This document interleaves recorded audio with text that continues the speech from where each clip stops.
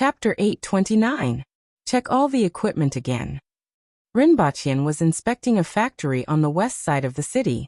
On one side of the factory were several warehouses that were piled with large amounts of coal and charcoal.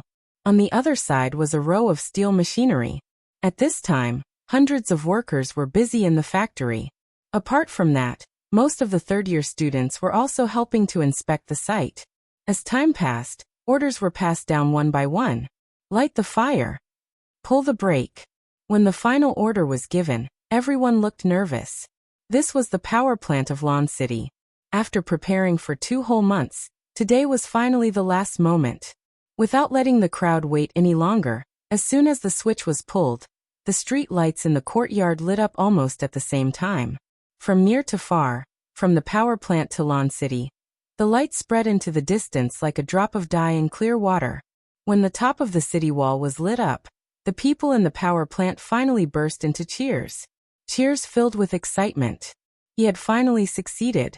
Although it had been tested before, it had always been on a small scale outside the city. Today was the first time it was operating at full power and lighting up the entire Lawn City. Looking at the brightly lit Lawn City in the distance, everyone felt a sense of accomplishment and satisfaction. It was about 7:30 in the evening, and the sky wasn't completely dark yet.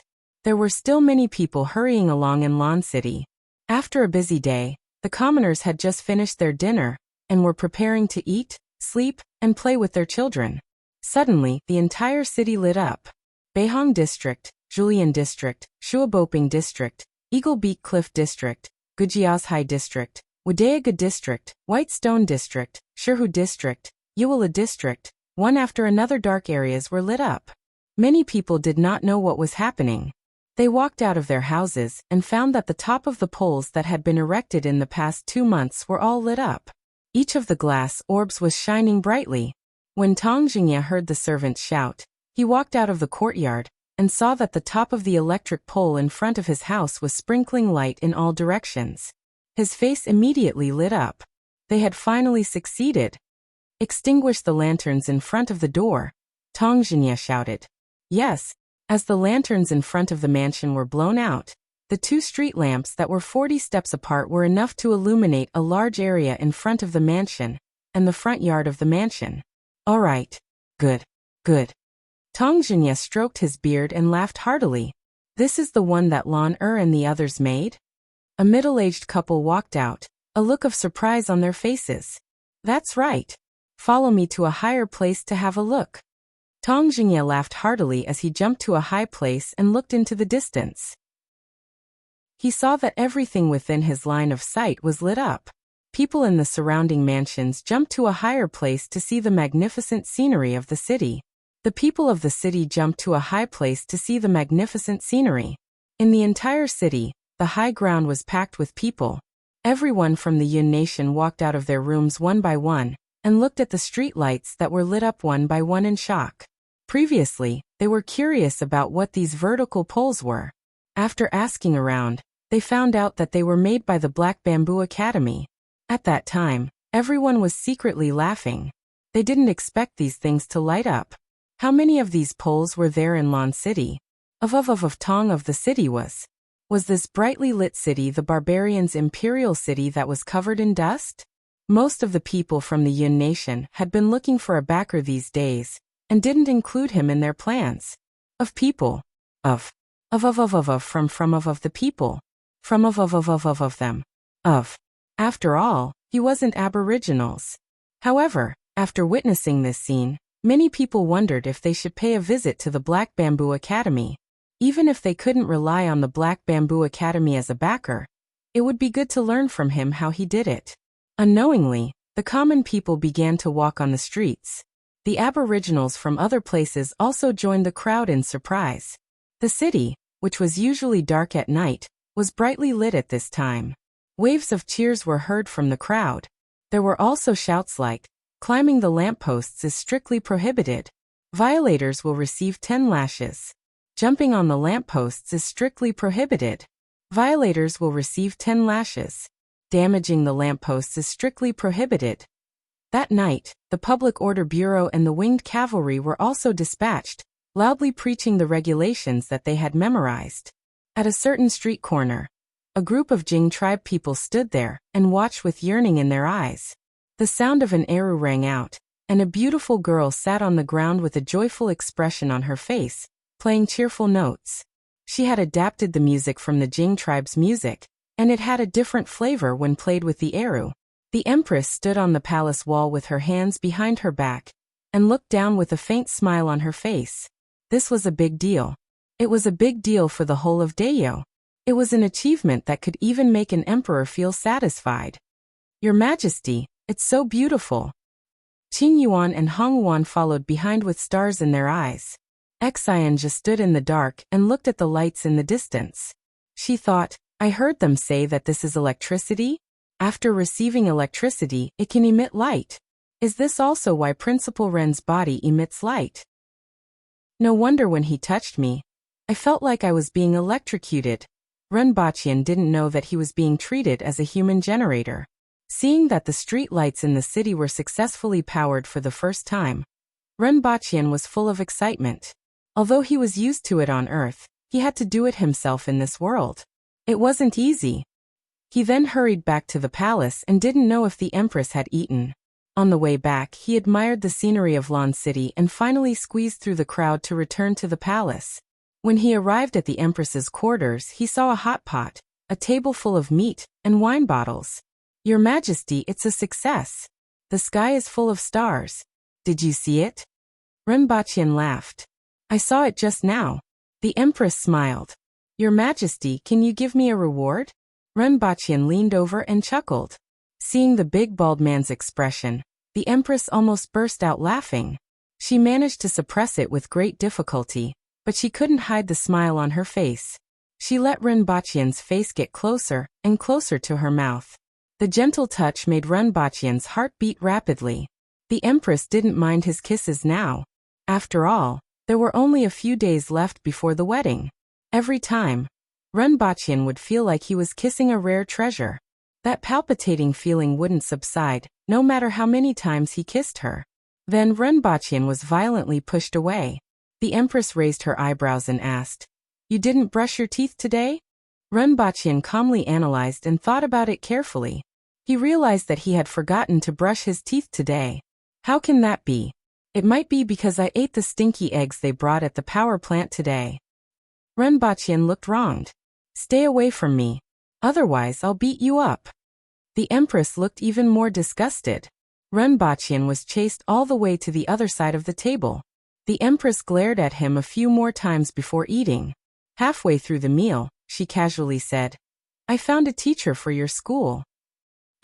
Ren Baqian was slightly surprised. Your Majesty, are you talking about a teacher? Yes, I didn't find him. He took the initiative to go.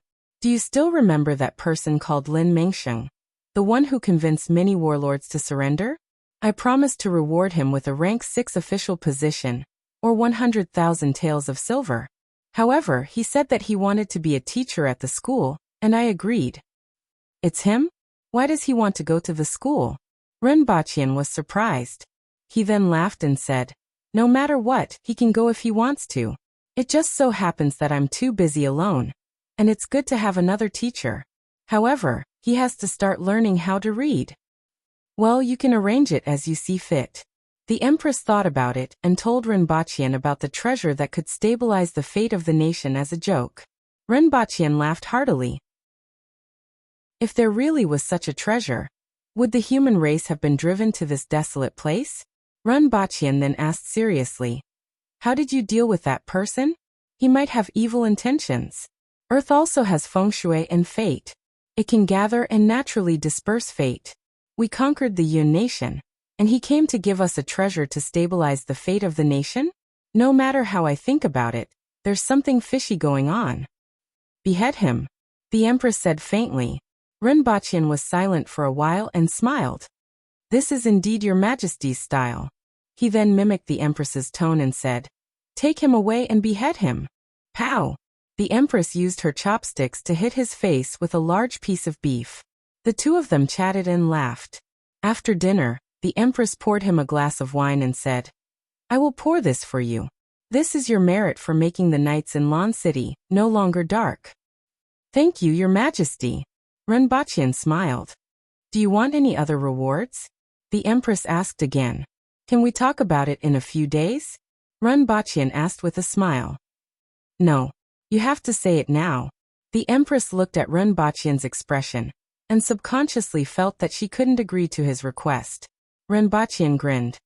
He wanted to bring it up on the night of the wedding, but unfortunately, she didn't agree. When we return to Earth, we still have to hold a wedding. The customs on Earth are different from those in Dayo, and there are some things that Your Majesty must endure. Renbachian said after thinking for a while. His hometown wasn't bad and didn't have the bad habit of disrupting weddings. However, the weddings on Earth were still different from those in this world.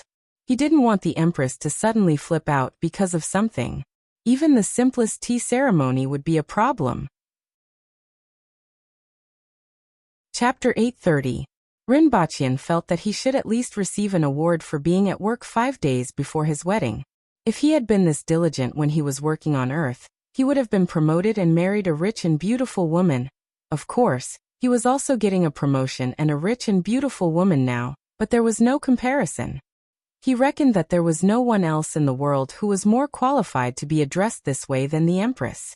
On the one hand, it was for the sake of the students.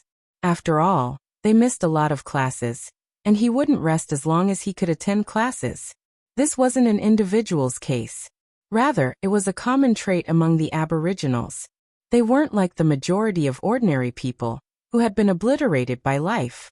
Due to their strength, the Aboriginals had a relatively rich psychology of exploring everything. Furthermore, they had an extremely strong motivation to act. As a result, the Aboriginals were obsessed with courting death. For example, the electric poles. Even though the Public Order Bureau and winged cavalry warriors were arranged to read out all kinds of prohibitions under every electric pole in the city last night, they still couldn't be considered courting death. Last night, the Public Order Bureau whipped people from dark until this morning. It was said that 90% of the criminals wanted to climb up the electric poles to see what was on them and why they were glowing. The other 10% wanted to push down the electric poles to see if they would still light up. Fortunately, Renbachian had anticipated this situation. Well, it couldn't be said that he had anticipated it. In Lan City, there were so many Cardinal Heaven experts and Kismet Heaven experts. These people could fly up to the telephone poles and stand on one leg. In order to prevent electric shocks, Renbachian deliberately buried all the electric wires underground. Otherwise, today's news would be that hundreds of people had been electrocuted, and the smell of meat in Lan City would linger for at least 3 days. In any case, digging pits and burying wires was easy. The Aboriginals had great strength, and even without an excavator, they could still do the work of 10 Aboriginals. An ordinary person digging a pit that was 1 meter wide and 1 meter deep could easily dig 10 meters in a day. Within 2 months, they had dug a tunnel in Lan City. If it wasn't for the fact that it was too late, Renbachian would have asked them to dig a sewer. The Aboriginals were full of curiosity and were full of action. And so were the students of the academy. They were curious about everything, which was an important characteristic of scientific exploration. Therefore, Renbachian still had high expectations for these students and naturally seized the time to teach as much as he could. At least, he felt that he was quite qualified to be a teacher. Other than the students, it was also because someone was coming today. Renbachian saw him at the entrance of the school. He was dressed in plain embroidered clothes, had a bun on the top of his head, a pale face, a short beard, sword-like eyebrows, and starry eyes. He was just a little less skinny than Renbachian when he was younger. Since he was waiting here early in the morning, he must have inquired about the time he would arrive. Lin Mengsheng pays his respects to Principal Run. Lin Mengsheng calmly greeted him. Renbachian was sizing him up, and he was also sizing him up. He had a big bald head, and his build was similar to that of the Aboriginals. He had big shoulders, a round waist, and a fierce-looking face. Actually, he looked more delicate than the Aboriginals. After all, his foundation was there. Even if the husky had grown fat, it would not look like a Tibetan Mastiff. Yes, you are Lin Mengsheng. Come in with me to talk. Renbachian looked her up and down and said faintly, After bringing Lin Mingxing into the office, Ren Baqian sat on the chair and casually took out the gun to fiddle with. It wasn't to intimidate Lin Mingxing, as Lin Mingxing didn't know what it was. It was just a small habit. When he first came here, he relied on this thing to save his life. Although he didn't need it now, he would take it out and fiddle with it every time he sat here. It was just like someone holding 2 walnuts in their hands. I heard from Her Majesty that you want to be a teacher here. Before we talk about anything else, please satisfy my curiosity. Why did you want to come here? Ren Baqian asked casually. Lin Mingxing stood in front of the table and smiled. If I said that I wanted to teach and educate people since I was young, would you believe me? What do you think? Ren Baqian looked at him playfully. Teaching and educating people could be done anywhere. Why did he have to come here? Lin Mingxing changed his tone and said, they guessed my various motives, and some even guessed that my target was Her Majesty. At this point, Lin Mingxing paused and seemed to be observing Ren Baqian's reaction. It had to be said that he was quite courageous to stop at this point. If it were someone else, he might have been dragged out and beheaded. Ren Baqian had a profound smile on his face. Do you really think that anyone can make the Empress fall in love with you? During the Empress's birthday celebration, there were many gigolos, right? There were also many who were well-read, right? Why me? Because I'm coquettish. Of course, if there were people who had ulterior motives, Lin Mingxing would arrange a tragic death for them. Seeing that Ren Baqian wasn't moved at all, Lin Mingxing was more confident in his choice.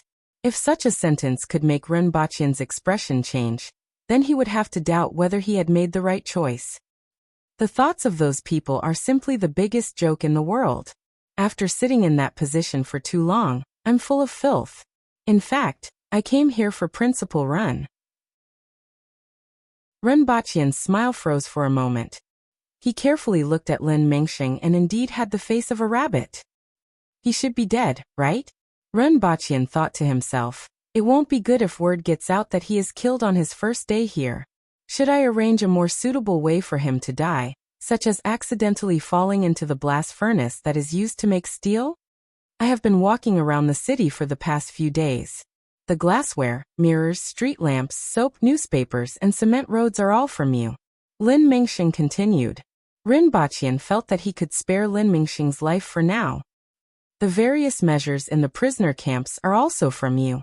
Whether it's a 10-year period or other measures, not only can the captives survive, but they also have hope for the future. They won't become walking corpses that can be abandoned anywhere. They are even living better than many of the civilians in the Yun nation. Principal Ren is benevolent and righteous, which makes me admire him. Not to mention other things, just in the prisoner camps alone, you have saved hundreds of thousands of lives. Also, the various measures taken by Dayo after occupying the Yun nation must have something to do with you. No matter what others say about you, you have used etiquette to influence the barbarians and saved countless people. You must be benevolent, righteous, and wise. Now that the Yun nation has fallen, without you, millions of people would have been plunged into misery and suffering. It is your efforts that have allowed millions of people in the Yun nation to live in peace. At first, I heard about the various measures taken by the prisoner camps from other sources and personally investigated. Only then did I know that Dayo had changed, and was no longer the Dayo of the past. Moreover, Dayo's army was difficult to stop, and the defeat of the Yun nation was a foregone conclusion. That was why I dared to speak frankly about the pros and cons, and persuade many warlords to surrender. Principal Ren made all kinds of strange things for the benefit of the people, and established a newspaper to spread the voice of the people. You have saved countless lives, followed the path of a saint, and reformed the barbarians. Unfortunately, I'm alone. Although I'm not talented, I'm willing to do my part. Ren Baqian pondered for a long time. Was this kid speaking the truth? Was he about to become a benevolent, righteous, wise, and brave saint? Was he blind? Regardless of whether what he said was true or not, he would keep him around first. At the very least, his ability to brag and flatter wasn't something that ordinary people could compare to. It wouldn't be too late to deal with it if he really found any problems. Ren Baqian's mouth twitched. All right, I've heard what you said and will take it as the truth. Get ready to take up the job. However, if you want to be a teacher, You have to start by learning how to read. I'm telling the truth, Lin Mengxing immediately replied. He then asked with some doubt. Learn how to read. Wait here. I'll find 2 textbooks for you later. Ren Baqian left Lin Mengxing in the house and came out for some fresh air. It was a little stressful to face him. A ghost-like figure appeared behind Ren Baqian and said, I almost believed what he said. Who are you looking down on? Ren Baqian rolled his eyes. The dignified world's most powerful expert can become a ball-kicking maniac. Why can't I care about the world? Hehe. Li Fu chuckled and disappeared once again. Chapter 831. Take this and learn how to read. Ren Baqian threw a copy of the 3-character classic to Lin Mengxing. Lin Mengxing flipped through a few pages and finally knew why Ren Baqian wanted him to learn how to read. There were actually 2 types of words on the book. One was a common language that was used in Great Xia, the Yun nation and the Chen nation. The other type had never been seen before. These words are. Lin Mengxing was puzzled, but he didn't ask and continued to flip through the book. There were more than 1,000 words in total. Logically speaking, he should be able to finish flipping through them very quickly, but he read very slowly. The more he read, the more puzzled he became. As I thought, Principal Ren is using benevolence, righteousness, propriety, wisdom, and filial piety to influence the barbarians. This is indeed the way of a sage. After reading some of the content, Lin Mengxing exclaimed in admiration and then asked, However, why can't I find the source of some of the content in this book? Lin Mengxing highly appreciated the contents of the 3-character classic. This book was even more brilliant than Great Xia's primary reading material. The excellent morality, social views, and values were directly revealed in the words. The only thing that he didn't understand was where the illusions came from. He, do you think that the world consists of Great Xia, the Yun nation, the Chen nation, and Dayo? It's just a remote place. Ren Baqian chuckled. Since he had entered the academy, he would definitely see those teaching materials and robots. Since he couldn't hide it anyway, he might as well brag. It wasn't easy to brag at first, but now that he knew that the humans were driven from the other side of the mountains and the sea, he had a plan. On the other side of the mountains and the sea, there was a group of Smurfs. They were lively, smart, mischievous, and sensitive. Cough. There was another human nation. They had a civilization different from the 4 nations, and a more developed society. Ren Baqian was from that nation, which explained a lot of things. Anyway, they couldn't verify it, right? When they had the ability to verify it, Ren Baqian could take them to outer space. Even though the great Empress had explained the origins of the human race to the imperial court, she had ordered them not to divulge it to anyone else. After all, this matter involved too many people, and it wouldn't be beneficial to let more people know. However, this didn't prevent Ren Baqian from revealing that the 4 countries currently occupied only a corner of this world. Sure enough, as soon as Ren Baqian said this, Lin Mengxing was immediately dumbfounded with an incredulous look on his face. Principal Ren's meaning. Principal Ren's meaning. Ren Baqian was a quick-witted person, but he couldn't even speak fluently at this moment. It was evident that Ren Baqian's words had an impact on his worldview. Previously, everyone thought that they were at the center of the world, and there was only one continent in this world. However, Ren Baqian's words shattered her worldview that she had always had. That's what I meant. This was just a corner of the world.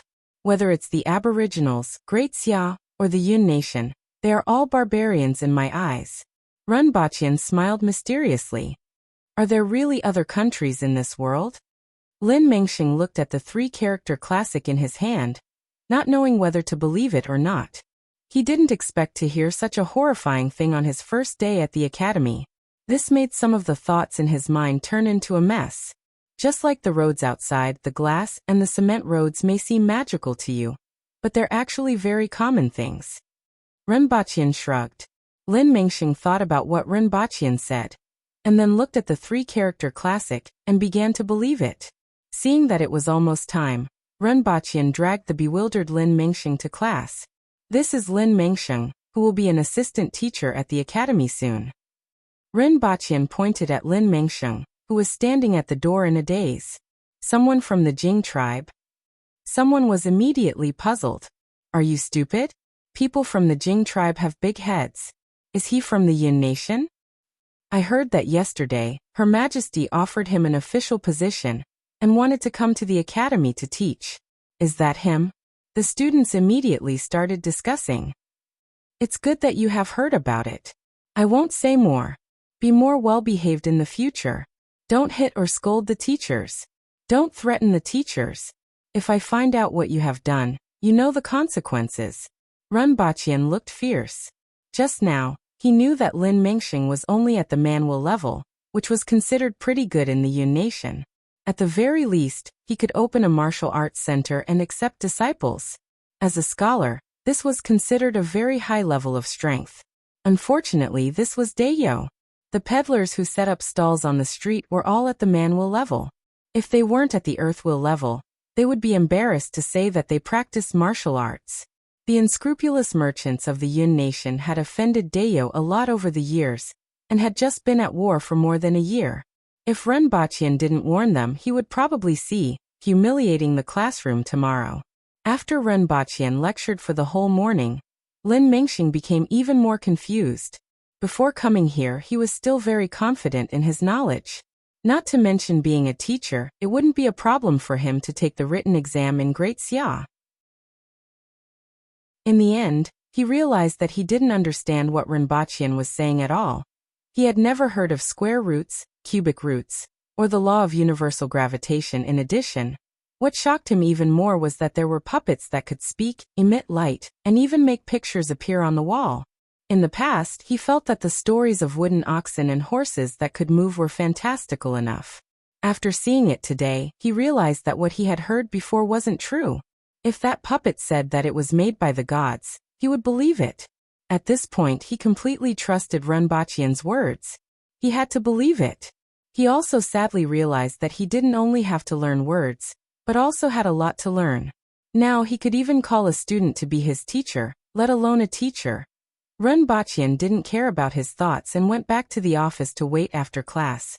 In addition to attending classes and making arrangements for Lin Mengxing, there was another thing he needed to do, which was to receive gifts.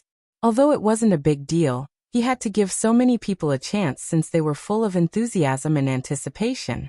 At this time, a few people were walking on a street in Beihang district with horrified looks on their faces.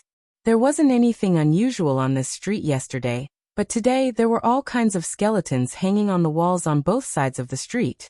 There were animal heads, human heads, sternum, spine, thigh bones, feet, and so on. There was a dazzling array of skeletons, and every one of them was terrifyingly white.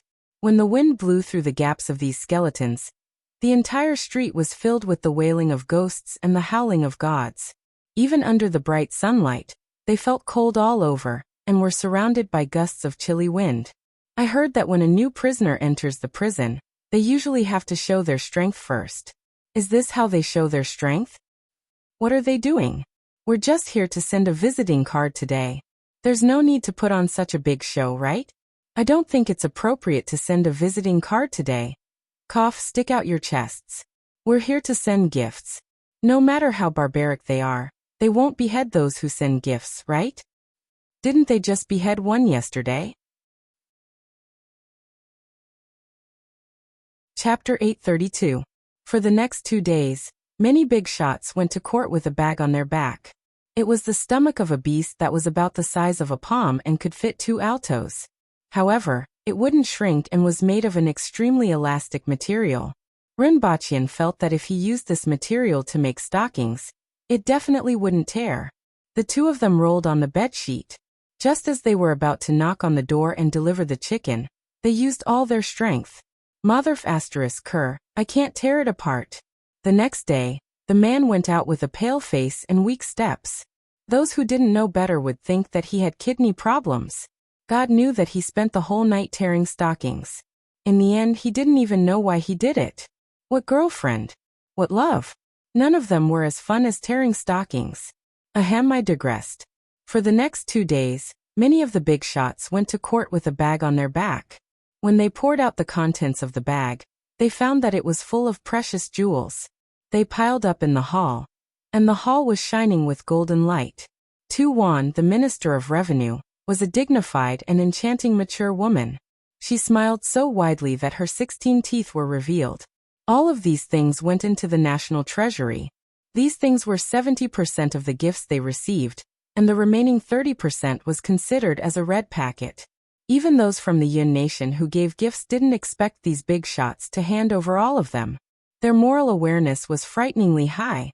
In fact, if Ren Baqian hadn't specifically told the Empress about this matter, and she had opened her mouth to change the nature of accepting bribes into charitable donations to the national treasury, those people wouldn't even have had the chance to give gifts. It wasn't that these people in court had a high moral awareness, but that the Aboriginals simply didn't have the habit of giving gifts. There was only one rule in the minds of the Aboriginals. Whoever had the biggest fist was the boss. Moreover, these big shots all had houses and land. Back then, they had robbed the entire Hao nation and the Yun nation. Although they weren't filthy rich, their family assets weren't meager. As a result, they didn't have much need for property. More importantly, Daya was extremely poor and lacking in supplies. They had nowhere to spend their money. From top to bottom, they hadn't experienced the baptism of money at all. Moreover, these people from the Yun nation were like rats. Who could hide the fact that thousands of them were trying to curry favor and give gifts in the city? If he hadn't guessed this beforehand, they wouldn't even have been able to knock on the door. The current situation was a happy one. There was an additional income for the national treasury, and all the big shots took the red packets with a peace of mind. The people of the Yun nation were also relieved. If they couldn't deliver these things, they would probably be worried when they returned. The only one who wasn't in a good mood was Ren Baqian, the instigator of this incident. Motherf *Ker, are those people blind or stupid? He was a grand prince, but the people who came to him to give gifts were just a few cats and kittens? When he asked, he found out that the same person had given him less than a third of what he had given Tongjinya. Ren Baqian simply didn't expect that when that group of people saw that he wasn't in court that day and that he wasn't an Aboriginal, they would immediately conclude that he wasn't in the center of the court. The Jing tribe is more likable, Ren Baqian said leisurely. The Jing tribe's troops gave the Empress a big gift, and the various sects also gave Ren Baqian's gifts. Their combined gifts were much more than those given to the Empress. How considerate! Ren Baqian's kindness to them wasn't in vain. Lin Mengsheng, who was studying the 1,000-character classic and simplified Chinese characters opposite Ren Baqian, looked up with doubt in his eyes. He didn't know why Ren Baqian suddenly said this. Then he thought of something and looked pensive. School holidays will start tomorrow for 16 days. You don't have to come to school during this time, Ren Baqian said casually, and went to the classroom to assign homework to the students. He was going to get married soon, yet he didn't forget about his students' studies. Was he touched? Principal, isn't it hurtful to talk about homework on such a joyous day? Du Laolu smiled mischievously as the group of students laughed. Tong Lan sneered. Based on my understanding of Yagüe, things aren't that simple. Ren Baqian laughed and said.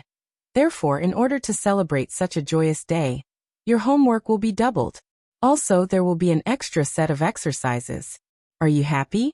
Is it exciting?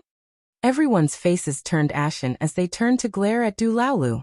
Couldn't you accumulate some good karma when you were going to get married soon? After Ren Baqian happily assigned homework to the students and left, a scuffle broke out in the classroom. It was a group fight as the other students beat up Du Laolu. If he wanted to fight all the other students, it would be fine. When Ren Baqian was about to leave the school, Li Fu appeared like a ghost and shouted, "Kid! Uncle Li, has anyone ever told you that you are quite scary?" Ren Baqian turned his head and saw an old face full of wrinkles. It was all thanks to Ren Baqian that he didn't know when he would suddenly appear and shout in someone's ear. If it were someone else, they would have been scared to death. Ahem, you talk too much. Li Fu's expression was a little strange. He seemed to be a little regretful and nostalgic. Just think about his past and you would understand. If it weren't for that unknown deity who made him a cuckold, he wouldn't have ended up in this state, and would have had a wife and children. He probably wouldn't have been the world's #1 expert. This is for you. Li Fu threw a book at him. Bedroom technique? Renbachian took it and asked subconsciously. He couldn't possibly be giving him the finger of God at this time, right? Pfft. Li Fu spat like a nail and almost hit Renbachian's toes. I have gained some insights over the years, and I can't pass it on to anyone. I'm giving it to you. Li Fu said rather casually. If it were someone else, they would treat this as a treasure or simply bury it somewhere and shout. Do you want power? My martial arts, my everything, are buried there. One Piece. Although Li Fu was the world's #1 expert, he had never taken his martial arts seriously. He finally saw some hope in Renbachian. Now that it was Renbachian's wedding, he didn't have anything good to give him. As such, he might as well give this book that might be buried with him as a gift. Renbachian quickly put the book in his pocket after hearing this. Although Li Fu wasn't the world's #1 expert, his martial arts were solid. Renbachian had always suspected that even if he hadn't reached the level of the spirit wheel level, he was close to it. This book of insights could be used as a family heirloom. After receiving Li Fu's generous gift, Renbachian was in a good mood. He smiled at Li Fu and said, "Thank you very much. I heard that you partnered with someone to sell iron crotches. How's business now?" Cough. It wasn't a big deal to travel everywhere in the past. Now that there are no wild goats or cows around, I have to spend money to eat and make a living. People here really don't know how to respect their seniors. In the past, wherever I went, people would send me good food, drinks, and travel expenses. But here, people challenge me every day, and I don't even get paid for my hard work. Li Fu's face turned red as he complained. Renbachian felt that the world's #1 expert was doing badly in Lan City. However, who came up with these iron crotches? Presumably, it wasn't Li Fu. Well, these iron crotches were sold at Ning Saichen's tavern in front of Jing Street. That guy probably came up with this idea after seeing people coming to his door every day to get kicked. Then, the two of them colluded, and these iron crotches were quite popular. Although they were called iron crotches, they were actually iron sheets wrapped around ironwood. In fact, it didn't matter if these things were under Li Fu's feet, because they would break with one kick. However, Li Fu was also very precise with his kicks. Every time he kicked, the other party's injury would be reduced by half. As a result, these iron crotches were naturally popular. It's good to have a wedding night, but don't indulge in women every day, Li Fu said casually. I'm leaving. He immediately disappeared, and Renbachian couldn't even catch him with his eyes. Uncle Li, the doorman, came like a ghost and left without a trace. Chapter 833. Your Majesty, this is the route to the wedding. There are people intercepting you at these 3 locations, and you have to defeat them. Of course, this is just for show. Shiqing showed the Empress a piece of paper with both hands. There was a big house drawn on it, followed by all kinds of crooked lines and unknown squares. Renbachian looked at it for a long time and asked, "What exactly is this drawing?" Those who don't know might think it's a talisman. Where is the final destination? This is the palace. This is my residence. This is Jingyang Street. This is Minister Tu's residence. This is Minister Qin's. This is Minister Tong's. That's the destination. Renbachian grinned. He didn't know who drew such a good drawing. It would be a miracle if they could understand it. Sir Tong's residence is the final destination? Renbachian raised his voice slightly. The wedding arrangements were arranged by the various ministers. Now that it was the final stage, Renbachian came to see how the arrangements were made, so that he could have a clear idea. After all, it was a big wedding, and he had to put in some effort. However, couldn't they just say that it was the Tong residence instead of such a drawing? If one didn't look at the drawing, it would be quite formal. One look at the drawing and it would be over. This was abstraction. Of course, we can't just let Her Majesty pick you up from Pingle Park and call it a day. Shiqing stroked his beard and smiled at Renbachian. After that, Shiqing explained to the Empress what to do on that day. At the end, Renbachian pondered and asked, "What should I do?" Shiqing sized Renbachian up and said, "Just wait there for Her Majesty to pick you up." Renbachian snorted. This wedding had nothing to do with him. If Sir Ren wants, you can make yourself prettier. Usually, Aboriginal women look like this on their wedding day. Shirqing smiled like a chrysanthemum. After Renbaqian stared at him for a long time, the Empress suddenly burst out laughing. Her smile was really like a flower, completely different from Shirqing's. The Empress rested her chin on her hand and looked at Renbaqian, who was glaring at her. Renbaqian suddenly thought of something. With an embarrassed look on his face he asked, "I will be wearing men's clothes, right? Don't let me wear a bride's clothes. I still have some face. Of course if there is a need I don't have to." Shirqing looked at him with a strange expression for a long time. He wondered how this guy could think of such a thing. With your figure and appearance, would you still look good in women's clothing? Of course it's men's clothes. Phew. Renbaqian heaved a sigh of relief. As long as she was dressed as a man, nothing else mattered. Shirqing continued to report to the Empress, including how to set off, how to set up the stage before setting off, and how to return home. After all, it was the Empress's wedding, and it couldn't be done carelessly. The Aboriginal wedding was originally a very simple procedure. They would just fight their way to the door, snatch the bride, and then leave. Now they had created a lot of trouble. When talking about the interceptors that day, Renbaqian heard the name, Hongwu. With Hongwu's status, he should be considered one of the Empress's people. Now he had become a bridegroom.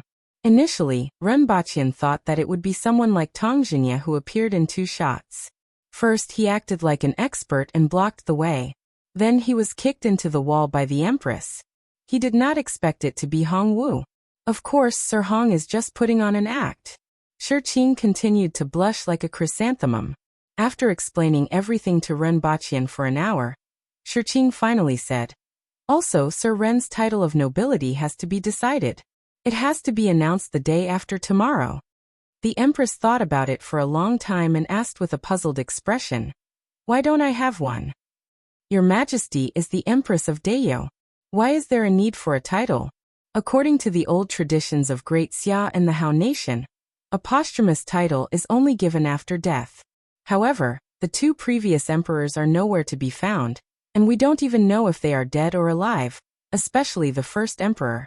With his strength he might still be somewhere, so the previous emperor didn't have a posthumous title," Shirqing explained to the Empress. Oh. The Empress nodded and pondered for a long time. Her gaze drifted to Renbaqian's face, the roof of the palace, and back to his face again. She racked her brains to think of a title for him. Earth Prince, or Ball Queen for short. Prince from another world, or World King for short. This didn't seem right. Given Sir Ren's status, it would be best to have one title. In other words, add one word before the title. Here is a list of titles prepared by the officials. Your Majesty can choose one of them. Shirqing took out a piece of paper from his pocket. "Why didn't you say so earlier?" The Empress said unhappily. She had killed a lot of brain cells just now but didn't gain anything in the end. "Yi King?" The Empress read the first word on the paper. Yi means radiance and brilliance. Principal Ren brought street lamps to expel the darkness, so the word Yi is suitable, Shirqing explained to the Empress. Lian King, Jing King, Peng King. Shirqing explained as the Empress ticked off the names with her fingers. There wasn't much to say about Lian King. Jing King and Peng King were both named after their territories. For example, Jing was Tianjing Basin, and Peng was a part of the Yun nation that used to be called Peng Prefecture. The Empress shook her head slightly. These kinds of titles usually referred to the area as the king's territory. The Empress didn't care about these territories, but she didn't like these titles. Renbaqian felt tired for the 2 of them as he listened. Given the level of education of these big shots in the imperial court, it was really difficult for them to come up with such a list of titles. It was roughly equivalent to asking a bad student to write an 800-word essay on the topic of era. Zhao King. The title is derived from the sun, from the call, and the call is also the sound. Sun refers to sunlight. Zhao means guide or call. It can also mean lead the light, or call for the light. This title is also very suitable for Sir Ren. This is all right. The Empress pondered for a long time, and felt that this was quite to her liking. She wasn't sure about other people. As for herself, Renbaqian dragged her out of the cold palace after he arrived. Let's do this. The Empress immediately decided. In that case, I'll go and make the arrangements. Shirqing put away the paper and took his leave. Renbaqian's expression changed from cheerful at the beginning to grave, and then to black. Did Shirqing really explain the words, Zhao King, like this? Why did he feel that it was weird? Ri, Zhao, Ri, Zhao. It seems like it can also be explained as when to summon. Damn, I knew that anything with the word Ri in it can't be looked at directly. Your Majesty, I think it's good to change to another title. Renbaqian looked up with an embarrassed look on his face. I think it's not bad. This title is very suitable for you. Do you still think it's inappropriate? The Empress was rather happy. Renbaqian's face was full of vigor. In the end, he didn't tell the Empress about his intention to expose himself. The Aboriginals were a very simple race. At least, the word Ri represented the sun. At least, those words and phrases didn't have any additional meaning in the eyes of the Aboriginals. Chapter 834. The first day of the new year was also the day before the wedding of Renbaqian and the Empress. Today, the walls of the palace were decorated with Aboriginal-style ornaments, just like the outer walls of the official residences. Tingyu's head had been hanging on the palace wall for more than a year. His head had been buried under the palace for so long, but it hadn't been eaten by insects or rats. It hadn't become a skeleton either, but most of the water had been removed, and his face could still be vaguely seen. This gave Renbaqian a clearer understanding of the body of a spirit will expert. Of course, Tengyu was once the fourth most powerful expert in the world, and was proficient in spear techniques. His body was far stronger than an ordinary spirit will expert's. Next to Tengyu was a row of skeletons. They were the spirit will experts of Tianjing Basin, the two spirit will experts who had tried to assassinate Renbaqian, and some other experts who had been killed by the Empress. However, there was something different in the middle that immediately changed the style of the painting. An arrow that had been bitten by insects and rats. The bow was blown by the wind and knocked against the body of the instrument, making a sound like a wooden fish being struck. It was completely different from the surrounding objects that gave off a chilly breeze when the wind blew. It felt much warmer. Renbaqian didn't know who was so stupid as to dig up this thing and hang it on the palace wall. However, Renbaqian felt that this Aboriginal style that was full of horror was even more thoughtless. What Chinese style, French style, British style, Mediterranean style? I only admire the Aboriginal style. Your Majesty's wedding is tomorrow. What's the point of hanging a row of skeletons on the palace wall? Ha! Renbaqian turned his head to look at those hanging on the wall, and felt helpless. He and the Empress each put on a Calabash Brothers mask and slipped out of the palace. On the first day of the new year, there should have been fewer people in Lan City. However, because the Empress's wedding was tomorrow, the number of people in the city increased. In addition, after the Yun nation was defeated, the goods in Lan City were much richer. At this time, the streets were full of burly men and enchanting women. Among them, the most eye-catching were the two Calabash Brothers masks that Renbaqian and the Empress wore. These masks were even more eye-catching than their actual faces. Most of the shops on both sides of Jingyang Street were now open. Two of the Yun nation's families gave the Empress gifts and took back their original shops. The next day, they were arrested, and a large sum of money was spent to get them out. Now they were finally well-behaved. Speaking of which, the people of the Yun nation might not know which was more important, their heads or their money. The Yun nation was already gone, yet they still dared to sell it at 10 times the previous price. Renbaqian was willing to bet that these two families wouldn't survive for more than half a year. There were only a few shops that had been taken back. Other than that, there were still many shops that were closed. The entrance became a good place for the mountain people to set up their stalls. 7-leaf grass, a 10-year-old 7-leaf grass. It has an excellent effect on muscle growth and hemostasis. It's a must-have medicine for hunting in the mountains and fighting on the streets. This advertisement was filled with the valiant aura of the Aboriginals. Black Mountain Red Flower. Since the opponent is using 7-leaf grass, you should use red flower. I guarantee that you will recover faster than him. Well, in less than a minute, the two shops started fighting. While fighting, They took medicine to replenish their health. After fighting for a full 5 minutes, no one was injured, but the two shops had sold more than half of their medicinal herbs. Scorpion tubes, 30 copper coins for one. High-quality poisonous scorpions. Once stung, you will lie down for 7 days. Inhaling a mouthful of it will make you faint for half a day. Yes, this was selling drugs on the streets. Speaking of which, this advertising slogan was really creative. However, there were quite a number of people around the stall. Clear Spring Mountain's red scorpion leg is even sharper than iron. The price of 7 of them is equivalent to an iron knife of the same size. Renbachian glanced at the stall and saw that it was selling scorpion claws. The big ones were the size of a short knife while the small ones were the size of a dagger. If they were really similar to iron, they would be good items for the commoners. The city is much livelier than usual today, the Empress said excitedly as she looked at the bustling scene of people coming and going on both sides. It will be this lively every day in the future. Your Majesty, please don't find it annoying. Renbachian laughed. Now that they had the supplies from the Yun nation, Lan City was the first to prosper. As a capital, the population of less than 100,000, including the farms outside the city, was really too small. Why would I find it annoying? It would be great if that's the case, the Empress said. Although she was wearing a mask, Renbachian could guess that she must be smiling under it at the moment.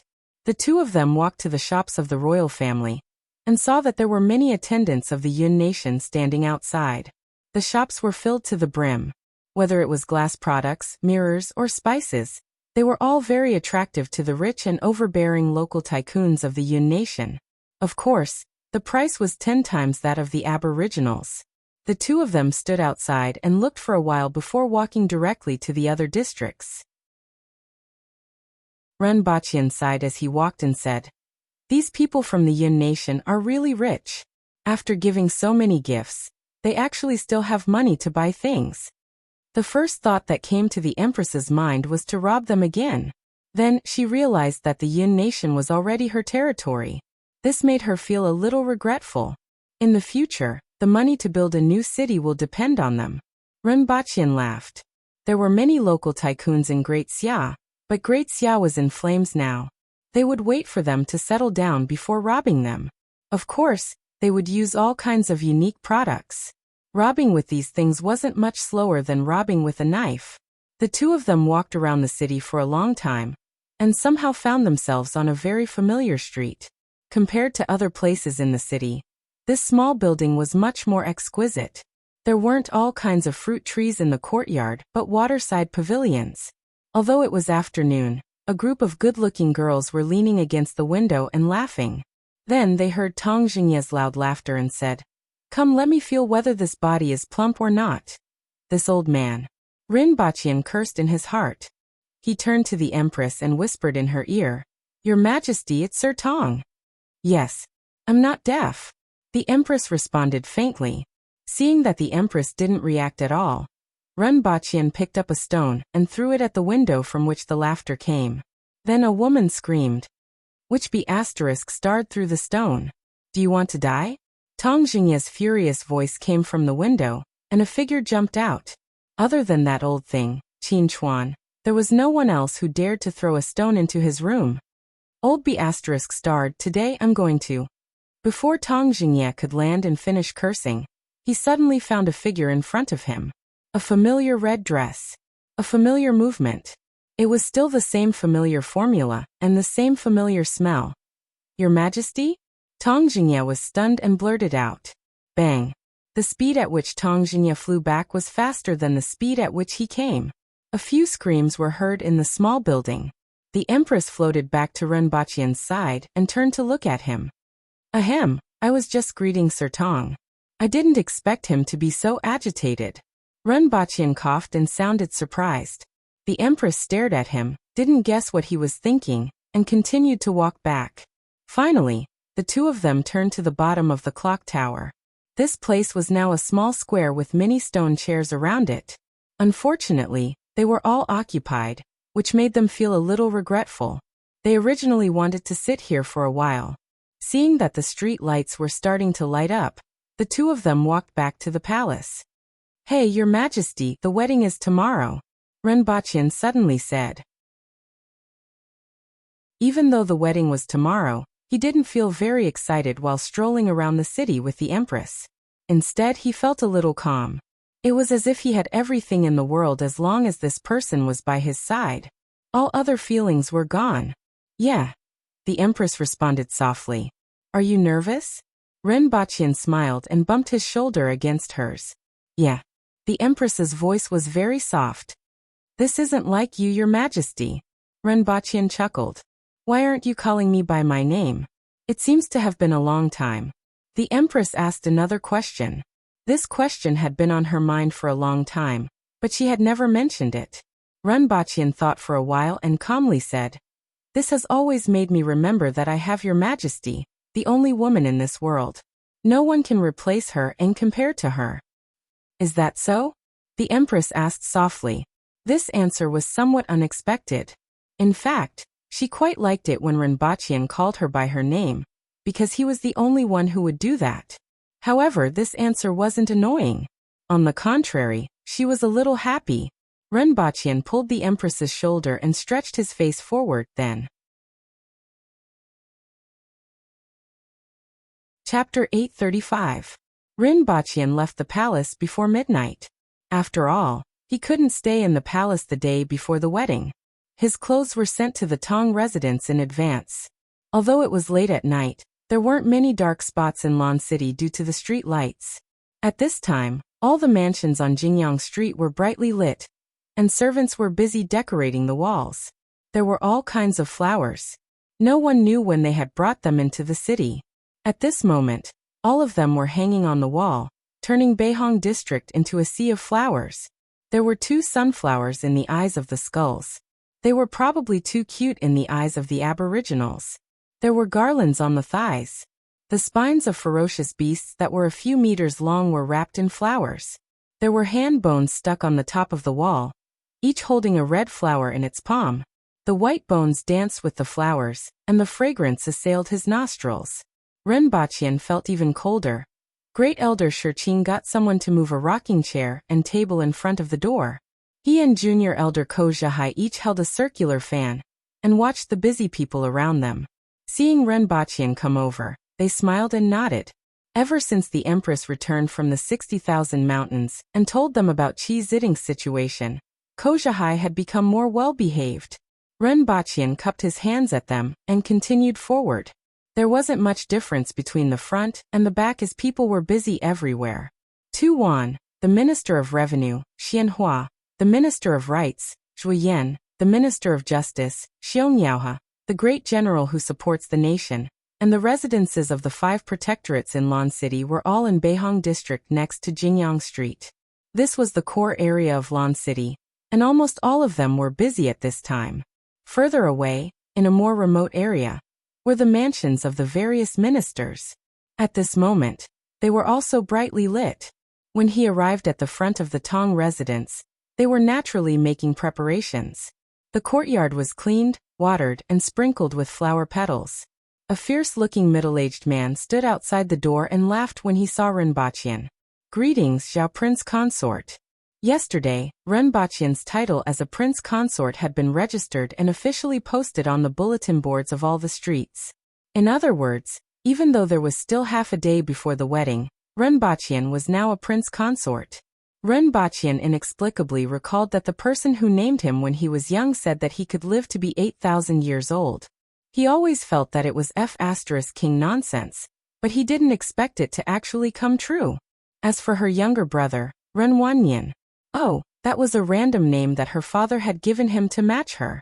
Ren Wanyan had always resented this. 1,000-year tortoise and 10,000-year turtle. Thank you for your trouble. Renbaqian jumped down and cupped his hands. The man in front of her was Tong Zhenye's son, Tong Shan and Tong Lan's father. He was a typical henpecked husband, mainly because he couldn't beat his wife. Tong Lan's mother was called Tai Kuang, a name that didn't sound like a woman's at all. Her father, Tai Feng, nicknamed Madman Tai, was the commandant of the Protectorate of the Northeast. Madman Tai had been called Madman Tai for half of his life. Later, when he had a daughter, he decided to take the name Tai Kuang. Zhao Prince Consort, you are too polite. This is the honor of the Tong family. Tong Shan laughed. Please come in and talk. My father is already waiting. Not long after he entered the door, he heard a crisp greeting, Yagui. Tong Lan was still dressed in white, but she had a red belt tied around her waist and a red headband tied around her head. Tong Lan had grown a lot taller, and was almost 1.4 meters tall. Here, this is for you. Tong Lan jumped to Rinpochian's side in a flash and handed him a box. Rinpochian took it with a smile and said, thank you. This little Lolita was quite cute at times. He looked down and saw 3 words on the box. Bone healing ointment. Rinpochian looked up with a fake smile and asked, have you done your homework? Come on, let's hurt each other. Tong Lan's face immediately collapsed and she whimpered. I spent half a month's allowance to buy it. She rolled her eyes at Rinpochian until her pupils couldn't be seen. Then, she jumped over the wall and disappeared. After entering the main hall, he saw a few tall and burly men hanging red cloths. Tong Zhinya was sitting there and drinking wine. Zhao Prince Consort is here. Tong Zhinya looked up and saw Rinpochian with a fake smile. Sir Tong, do you have a toothache? Rinpochian's smile was almost identical to Tong Zhinya's. Was that stone thrown by Zhao Prince Consort? What stone? Rinpochian didn't understand. The 2 bald men looked at each other and burst out laughing. It seems like I made a mistake. Tong Zhinya slapped Rinpochian's shoulder, which sounded like a wooden stake being hit. I don't know what Sir Tong is talking about, but I think you must have made a mistake? Father, I'll go out and get busy, Tong Shan said. Tong Zhinya waved his hand and chased Tong Shan out. Change your clothes first. Tong Zhinya led Rinpochian to a room at the back and said, everything is inside. Do you need help? Rinpochian looked at the 2 fierce bald men behind Tong Zhinya, who were trying to put on a gentle expression. He felt a chill run down his spine and said, no need, I can do it myself. After entering, he found that there were 2 young women in green who didn't look like aboriginals. Most importantly, their eyes were watery, and their cheeks were flushed. They looked shy and timid. What the hell were they doing? I've already made arrangements. Help Zhao Prince Consort put on his new clothes. Tong Zhinya laughed at the door. Rinpochian shivered. Tong Zhinya found 2 young women from a brothel to help him change his clothes? What were they trying to do? Wasn't it just throwing a stone? Was there a need to be so ruthless? Believe it or not, Her Majesty would beat the sh*t out of you. Hey, what are you 2 doing? Don't touch. What are you touching? Rinpochian was nervous. These 2 girls were quite strong and were actually at the earth will level. He was stripped naked by the 2 of them without much resistance. The 2 women immediately cried out in alarm, and their faces were dyed with a touch of red. This was the first time they saw something that was glowing. Based on their actions, expressions, voices, and hands, it was no wonder that old fool Tong Zhinya enjoyed it every day. Fortunately, that old fool didn't dare to go overboard. The 2 of them didn't want to be imprisoned under the palace by the Empress tomorrow. They carefully helped Rinpochian change into a set of bright red clothes and cautiously retreated to the side. This set of clothes was a bit similar to the court's formal attire, but it was more complicated. If it weren't for these 2, it wouldn't be easy for Rinpochian to wear it. Rinpochian stood in front of the mirror and expressed his satisfaction. The main thing was that he was handsome and looked good in everything he wore. Furthermore, he was in high spirits during happy events. Even his forehead was glowing red when he wore this set of clothes. After changing into a new set of clothes and tying a big red flower in front of his chest, Rinpochian felt that this set of clothes was a hindrance when he walked. As soon as he stepped out of the door, Tong Zhinya grabbed him by the arm and led him to the side hall. It's still a long time before daybreak. Why don't we drink some wine? Rinpochian was shocked. F***ck, this is my wedding. You want me to drink? Drinking is a hindrance. Let's talk about it another day. Rinpochian wanted to slip away, but Tong Zhinya's arm was like an iron clamp. Just 1 or 2 cups will do. What's there to be afraid of, Sir Ren? Tong Zhinya laughed heartily. Besides, there's still green vine soup. I've already prepared it. Someone threw a stone at me yesterday, and Zhao Prince Consort happened to be nearby. I wonder if he saw it? Rinpoche's mind was filled with 3 words. What a sin! Let me tell you, old man, I won't drink today even if you beat me to death. After entering the room, 3 jars of wine were carried up. Tong Zhenye carried a jar in one hand and a funnel in the other. Sir Run, do you want to do it yourself or do you need my help? 1 hour later. Sir Run, if this new set of clothes is stained with wine, Her Majesty will inevitably be angry. Why don't you take it off first? Tong Zhenye's voice was loud enough to lift the roof. 1 hour later. Rinpoche, who was wearing only underwear, was dumbfounded. In front of him was Tong Zhenye, who was also wearing underwear, revealing his muscles, and dancing on the table. Where's the green vine soup? Coming, right away, ha ha ha ha.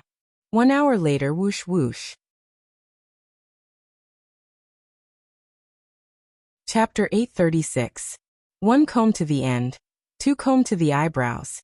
The Empress's thoughts drifted as she listened to the voices. She lowered her eyelids, and seemed to be resting. At this time, several female officials were circling around the Empress. Even Qing Yuan and Hong Wuan were pushed to the side. Some of them were preparing the bedding in the palace. The bedding on the couch had been changed to red, and the couch was surrounded by a circle of red muslin.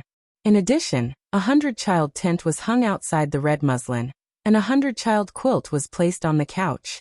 Although the fertility rate of the Aboriginals wasn't high, people always had to have some ideals. On the table next to the bed were large red candles with the golden word, happiness.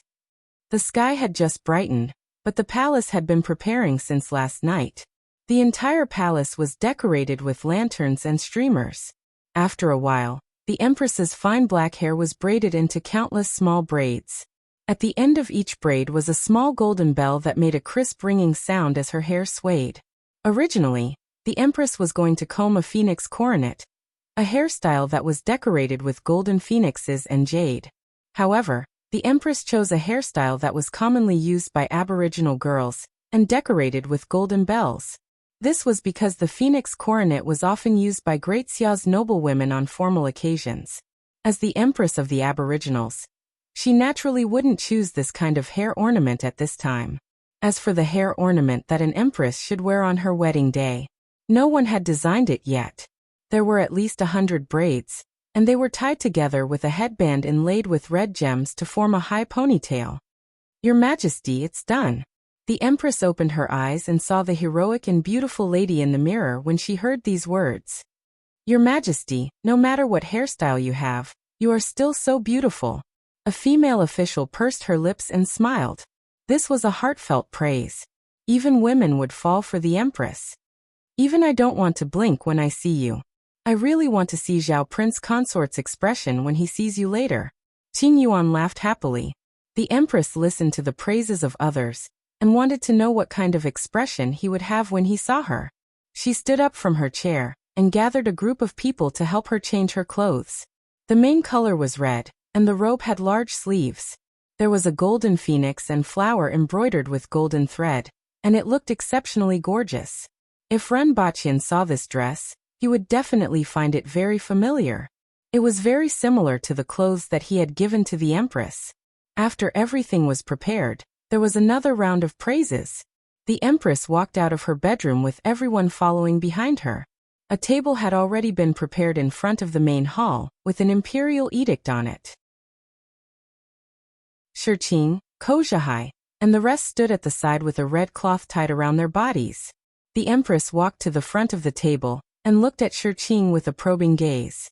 The other party had clearly told him about the process, but he suddenly couldn't remember. Your Majesty, please wait for a while. Shiqing smiled at the Empress. The Empress raised her head and looked in the direction of the clock tower. It was 6:15. That's right, there were 12 hours in a day on the clock tower. 1 hour was equivalent to 2 hours. After a quarter of an hour, the Minister of Rites, Xianhua, walked to the front of the crowd and said, "The time has come, Your Majesty, please worship the spirits of the ancestors." The Empress first lit a stick of incense before picking up the imperial edict and reading it. This was to announce the marriage between the Empress and Rinpoche, as well as the title of prince conferring on Rinpoche to the ancestors. Xianhua stroked his beard at the side. This set of seemingly ordinary etiquette actually took a lot of effort to develop, especially in the Ministry of Rites.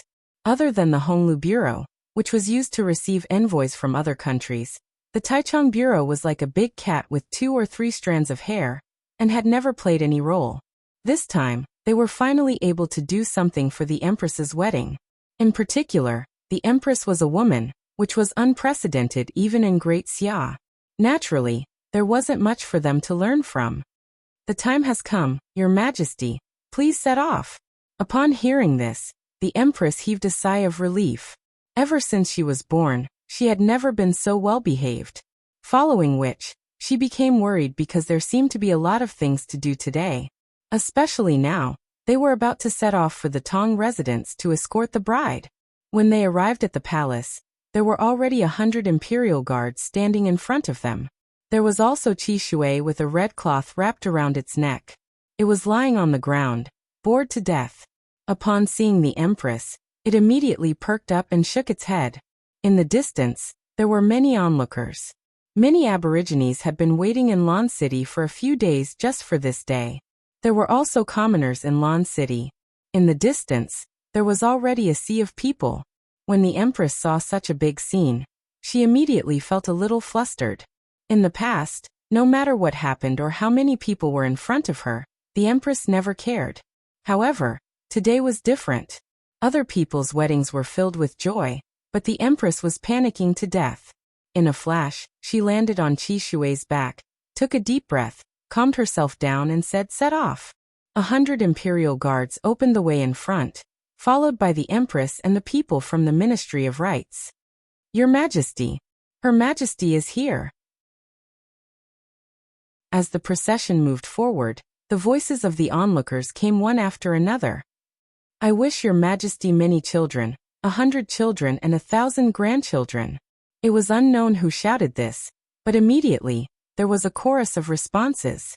Logically speaking, there wasn't anything wrong with this, but the problem was that their Empress was a woman. 100 children and 1,000 grandchildren? 1 child a year, for 100 years? The imperial guards who opened the way in front had a twisted expression on their faces. The Empress was on the verge of turning from sunny to cloudy. The procession slowly walked more than 100 meters past the crowd. On both sides, a large number of fresh flowers floated down from the hands of the people standing on the courtyard wall. Suddenly, there was a loud shout in front of them. "Hey! This road is opened by me. And this tree is planted by me. If you want to marry a prince, you have to defeat me first." Immediately, there was a burst of laughter. It was unknown whether they were laughing at the first half of the sentence, or the one about marrying a prince. Many people then reacted. It was actually a woman marrying a man. All of them had a strange look on their faces. Immediately, the Empress's face turned black. "Qin Chuan, you are simply asking for a beating." Without saying anything, the Empress soared into the sky like a red cloud and covered the complacent Qin Chuan. Bang! With a palm strike, Qin Chuan was nailed to the ground, leaving only his head outside. "Set off." After walking another 100 meters, there was another person blocking the way. "Your Majesty, if you want to marry a prince, you have to get past me first." Zhuo Yan, the Minister of Justice, crossed his arms, raised his neck, and wore a pair of sunglasses. This time, the Empress went easy on Zhuo Yan and used 3 moves to defeat him before the procession moved forward again. Not far from the entrance of the Tong residence, there was another person blocking the way. "Your Majesty, you shouldn't have come." Hong Wu stood there shaking his head. Not only was he there, but he was also holding a long iron rod in his hand. He had even prepared a weapon. This made many people feel strange. During the wedding, they only exchanged blows casually. Why would they use weapons? Was he really going to stop the Empress? The Empress's face turned even darker. "Do I have to retreat? It would be best if that's the case." Hong Wu agreed. The Empress's face turned red. This time, she was angry. "In the past, you told me every day to choose a husband and have children. Now you are here to create trouble for me? I haven't sparred with the great general for a long time," the Empress said faintly. Hong Wu twirled the rod in his hand and said, "As long as you defeat me, Zhao Prince Consort will be yours. Chapter 837. In the backyard of the Tong residence, a lady hurried into a side courtyard. She looked to be in her 30s, and her hair was casually tied behind her head. Tong Lan could be vaguely seen between her eyebrows, but her face was extremely cold. She was Tong Lan's mother, Tai Kuang, and basically handled all the affairs of the Tong residence. She didn't feel anything wrong when Tong Jingye dragged him out for a drink last night. However, the Empress was almost at the door now, and the two of them hadn't come out yet. She knew that something was wrong. Young madam. Two burly men were sitting in the courtyard in a daze, and quickly got up when they saw her. Not only did this young madam handle the affairs of the residence in an orderly manner, but she was also quite strong. In another 10 or 20 years, she might even break through to the cardinal heaven level, and be respected in the residence. Are father and Zhao Prince Consort inside? Tai Kuang asked coldly. Yes. The two of them replied honestly. Tai Kuang walked in with a cold expression. They quickly stopped her and said, Young madam, the minister said that no one is allowed in before Her Majesty arrives. Is that what father said? Tai Kuang raised his head and looked straight into their eyes. Yes. All the more reason for me to go in. Father is acting willfully, and you two don't know what's good for you? Tai Kuang's face was cold as she walked past them. They wanted to stop her again, but a pair of white jade-like palms pressed against their chests and sent them flying into the wall. Humph. Tai Kuang snorted and pushed open the door to see the mess in the room. The two of them were only wearing underpants, and the smell of alcohol filled the room. Zhao Prince Consort was lying on the ground while Tong Jingye was lying sideways on the table. Both of them were snoring loudly. Tai Kuang gritted his teeth. Needless to say, Her Majesty would be furious if she saw this scene. Zhao Prince Consort would definitely be punished, and Tong Jingye wouldn't be able to escape either. Tai Kuang couldn't understand what Tong Jingye was trying to do. Just to drag Zhao Prince Consort into punishment? Even at the cost of his own life. This was simply a mutual destruction.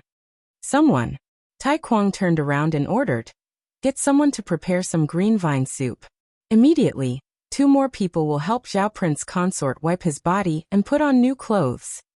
He listened carefully to the sounds of battle in the distance and thought to himself, Great General, you must delay His Majesty for a while longer. A few minutes later, Ren Baqian woke up with a splitting headache and a tumultuous stomach.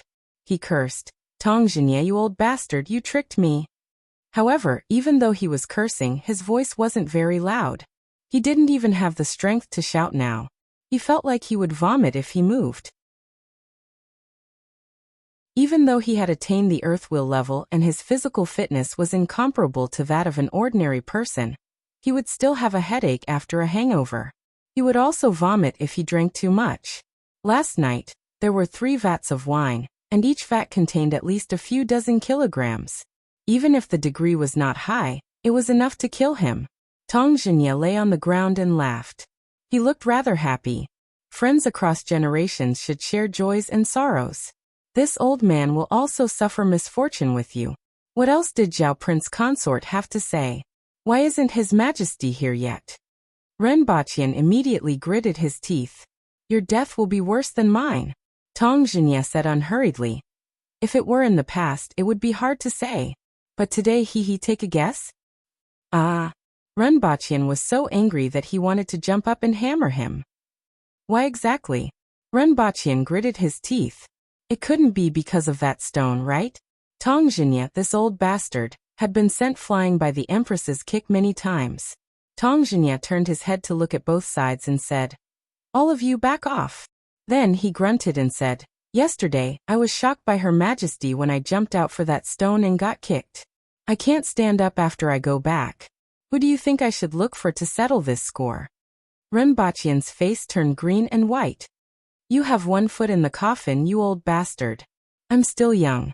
According to the lifespan of a cardinal heaven expert, I can live for at least another 100 years.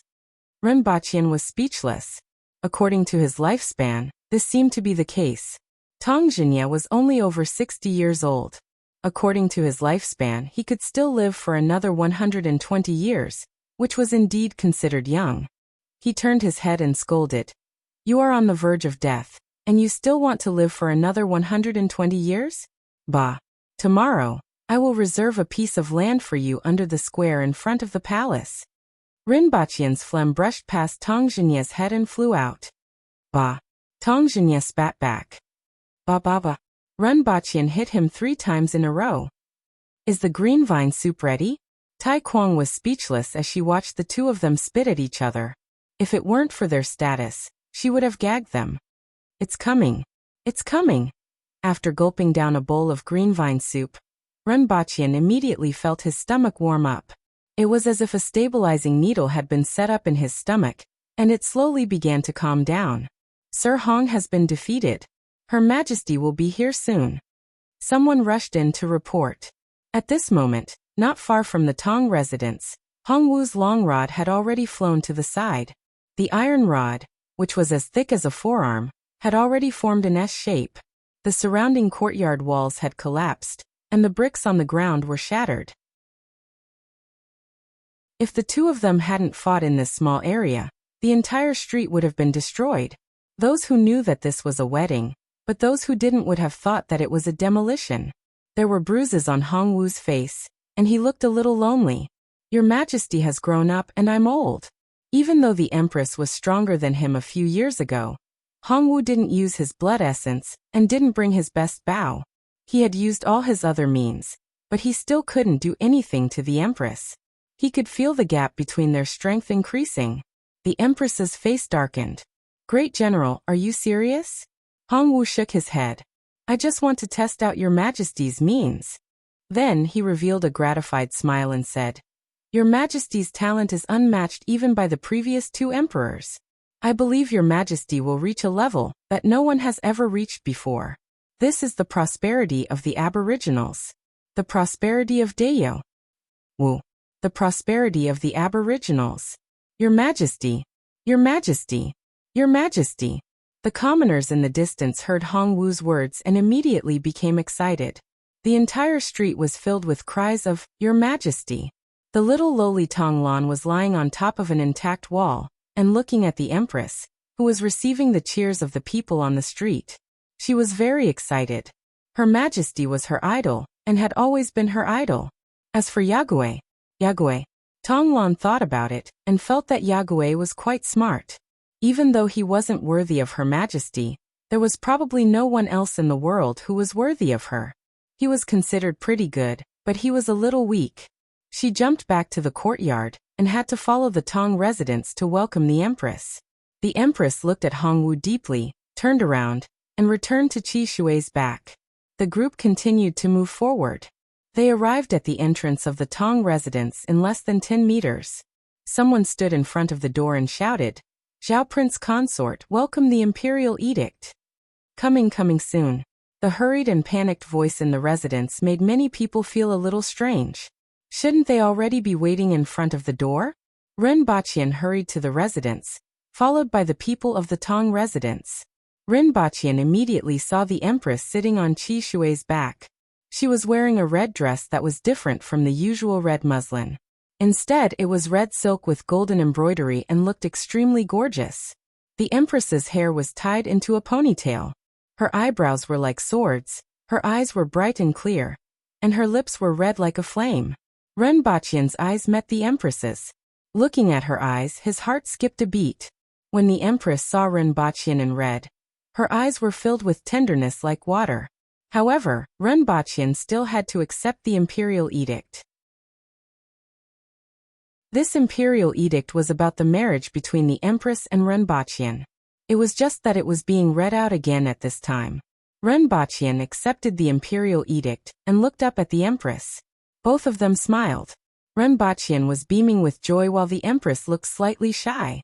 No matter how heroic she was still a woman and had many of the emotions that a woman should have. This was especially so when there were so many people watching.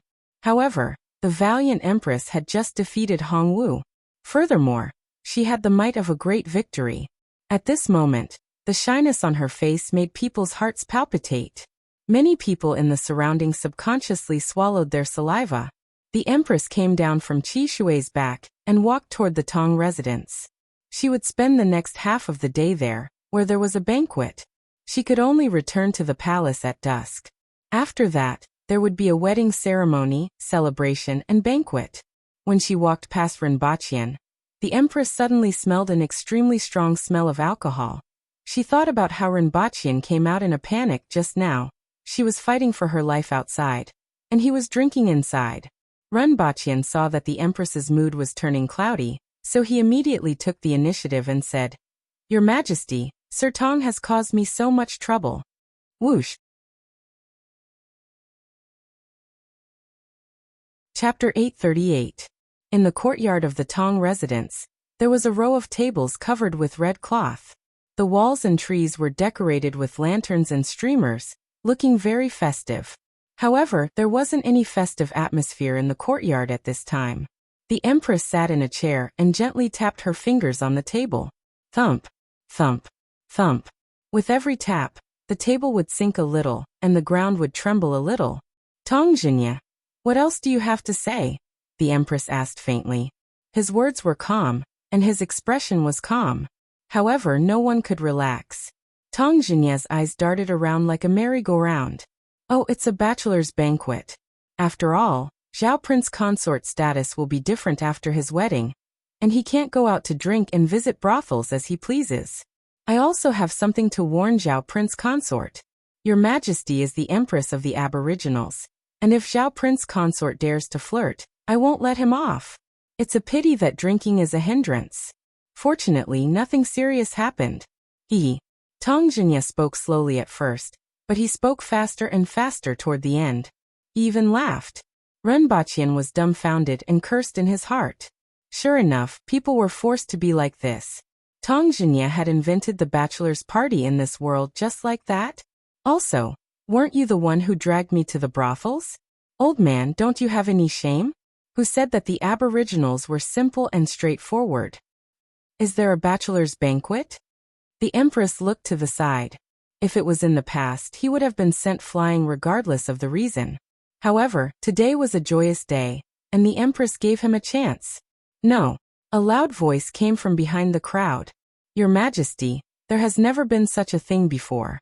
Old Man Tong is lying to you." At first, everyone was relieved to see the Empress soften her tone. But when they heard this voice, they immediately looked over.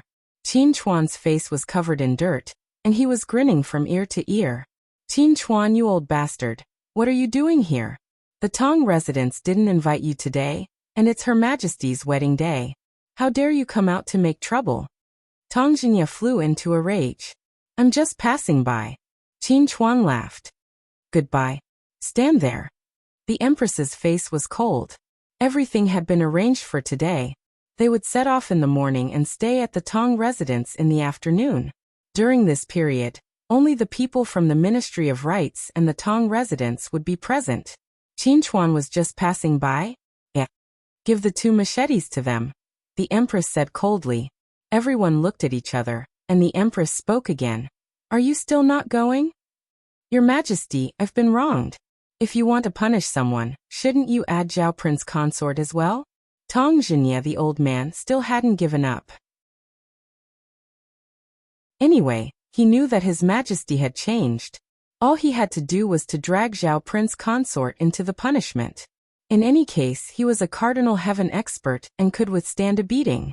He was merely a kismet heaven. The Empress glared at him coldly. Rinpochian pondered for a long time and asked in surprise, "Your Majesty, you actually know about Gui too?"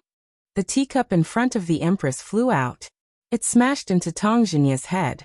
"Take 3 axes." "Your Majesty, I'm innocent." Rinpochian immediately cried out. The plate in front of the Empress also flew out. It still hit Tongjinya's head. Tongjinya felt wronged. "Why did you hit me again?" 10 minutes later, the Empress pointed to the corner of the wall and ordered, "Dig." "Your Majesty, it's a big day." Xianhua, the Minister of Rights, spoke frankly. "Add 1 more axes." The Empress didn't even raise her head. "It's a big day, yet they're still causing trouble. It's really not right." Xianhua smoothly continued without pausing. Rinpochian thought about it, and decided to bury them since their heads would still be exposed. The three of them would obediently dig 3 pits. You go down. The Empress pointed at Tang Xinye and Qin Chuan. You are responsible for burying them. She then pointed at Rinpochian. On the day of his wedding, Rinpochian was wearing festive new clothes as he buried people. After burying 1 layer of soil and compacting it, he continued to bury another layer. After a lot of effort, only 2 heads were left. Tang Xinye sneered at Rinpochian. In any case, you are the one who buries us. Don't be fooled by how happy you are now, but aren't you getting the same treatment as us? After Rinpochian was done burying the 2 people, he saw that the Empress didn't say anything and stood obediently at the side. It was always better to bury less. He wondered if he should take off his clothes when he jumped down later. 5 minutes passed.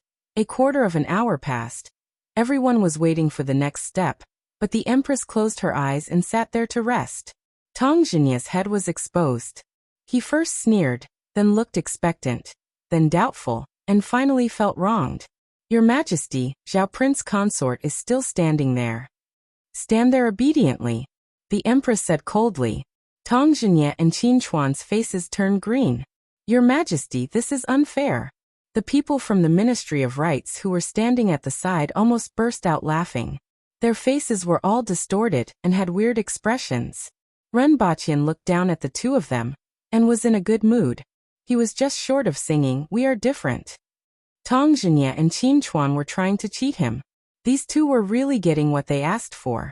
At this time, the Empress was feeling very depressed. Even though she was shy about the wedding, she was still somewhat looking forward to it. However, a good wedding had been ruined by these few people. Am I usually too benevolent? If it weren't for the celebratory banquet tonight, these 2 people would have been hung from the top of the city wall. On the contrary, everyone else had different thoughts. The people from the Ministry of Rites were happy to see these 2 old fellows looking for trouble every day. It was time to teach them a lesson. As for the people from the Tong residence, they were helpless. On the contrary, Tong Lan was in high spirits. She wanted to have this kind of awe-inspiring power in the future. After staying in the Tong residence for the whole afternoon, Rinpochian stood there for the whole afternoon. Tang Xinye and Qin Chuan were buried there with grievances on their faces. Your Majesty, it's almost time. Prepare to return. Xianhua came to the Empress's side and said. Rinpochian, who was sitting quietly like an old Buddha, unconsciously shifted his gaze to the other side. The Empress glared at him. The meaning in her eyes was clear. If you cause any more trouble, I'll teach you a lesson. After leaving the Tong residence, the 2 of them started to quarrel again. Usually, a man would hug a woman to show off his strength and snatch her back. What should he do now? Your Majesty, do you want me to carry you? Rinpochian felt that he should show off. He felt that he was good at princess carrying. The Empress put 1 hand on his waist and exerted a little force. Rinpochian spun 90 degrees in the air and was carried in her arms like a princess. A woman who weighed less than 50 kilograms carried a burly man who weighed more than 150 kilograms out of the Tong residence. Many of the onlookers outside came back after having their meals and cheered again when they saw the Empress. Many people from the Yun nation were also watching from afar. He doesn't care about his reputation at all. What Zhao Prince Consort? Hee. Many people looked at him with disdain. Someone smacked his lips and suddenly said, Why do I feel a little envious? Everyone looked at him, and then moved 3 meters away from him. Although 99% of the men were envious. How could they say this?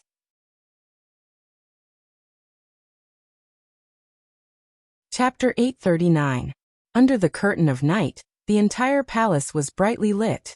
It wasn't just the street lamps, but the palace and trees were also full of red lanterns. It was unknown how long these lanterns had been there. All kinds of silk were wrapped around the trees like gorgeous flowers. At this time, there was a hubbub of voices, laughter, and cheers inside and outside Zichin Palace Hall. Inside the hall were the Aboriginal court officials, and outside the hall were the people from the Yun Nation and Tianjing Basin.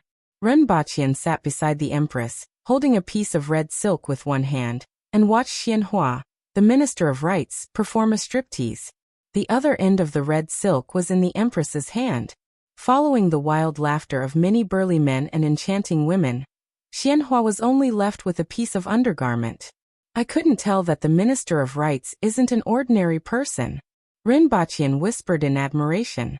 This was the first time he had sat up here and looked at the officials below. To be honest, it wasn't very comfortable. After all, every move at the top was watched, and he couldn't do many small things.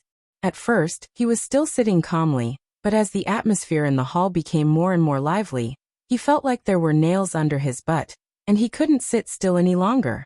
Then the Empress pinched him on the arm, and he immediately sat up straight again. Watch my last dance. I'll let you see my big treasure.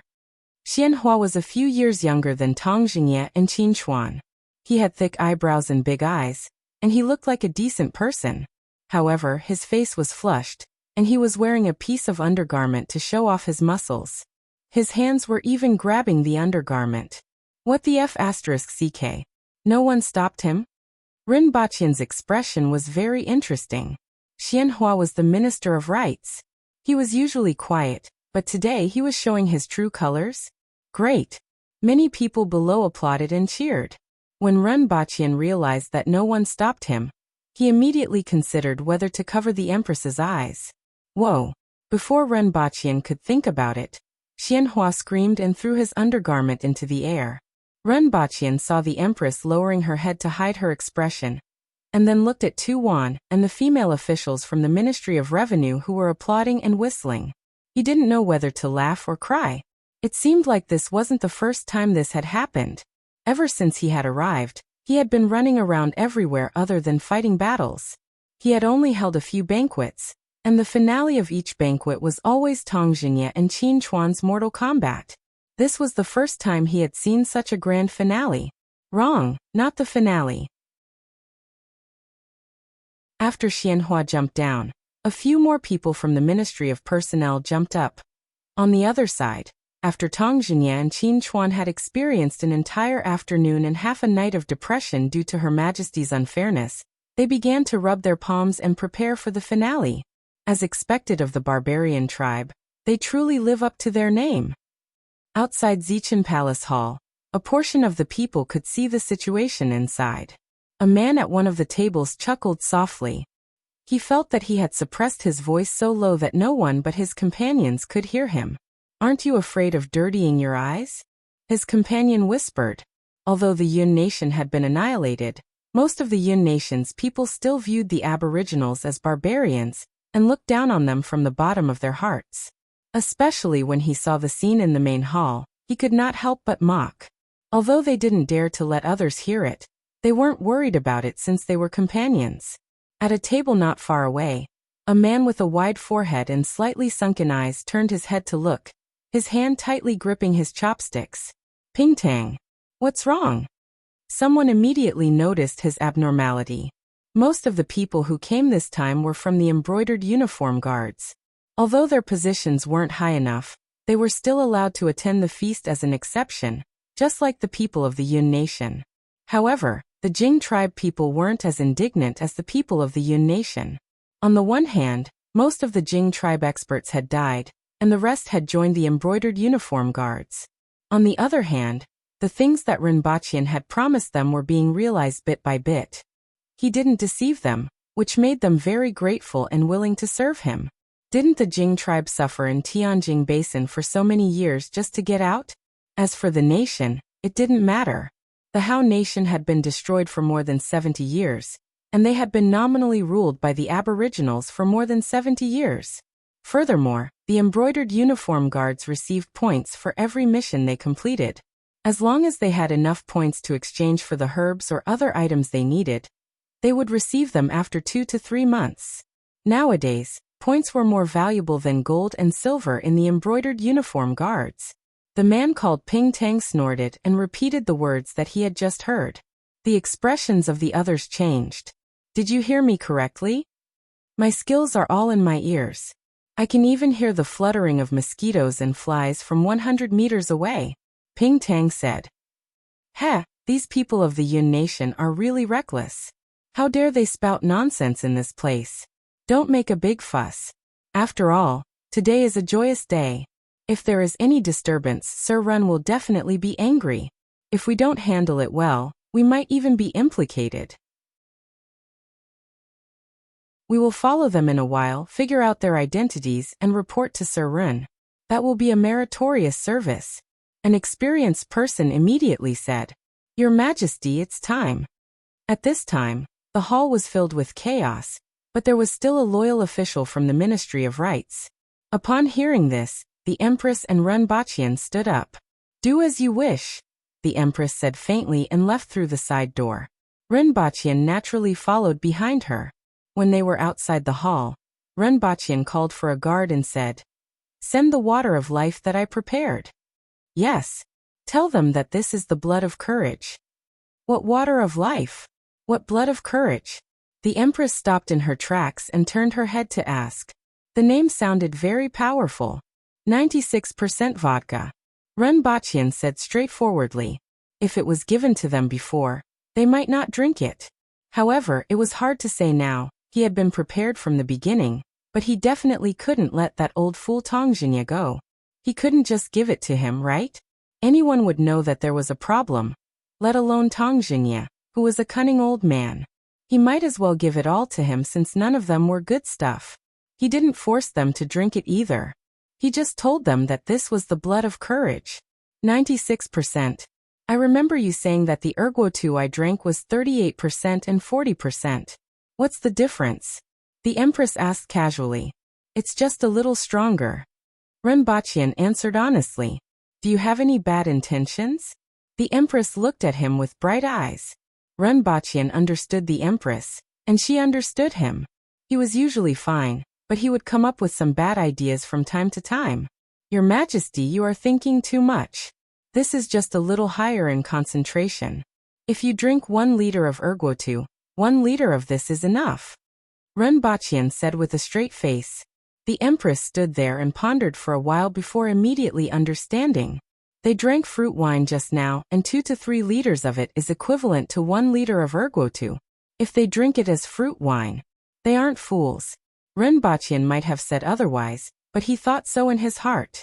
Especially now that all of them had drunk too much. Plus, what you said. The Empress shook her head slightly and rolled her eyes at him. You are too bad.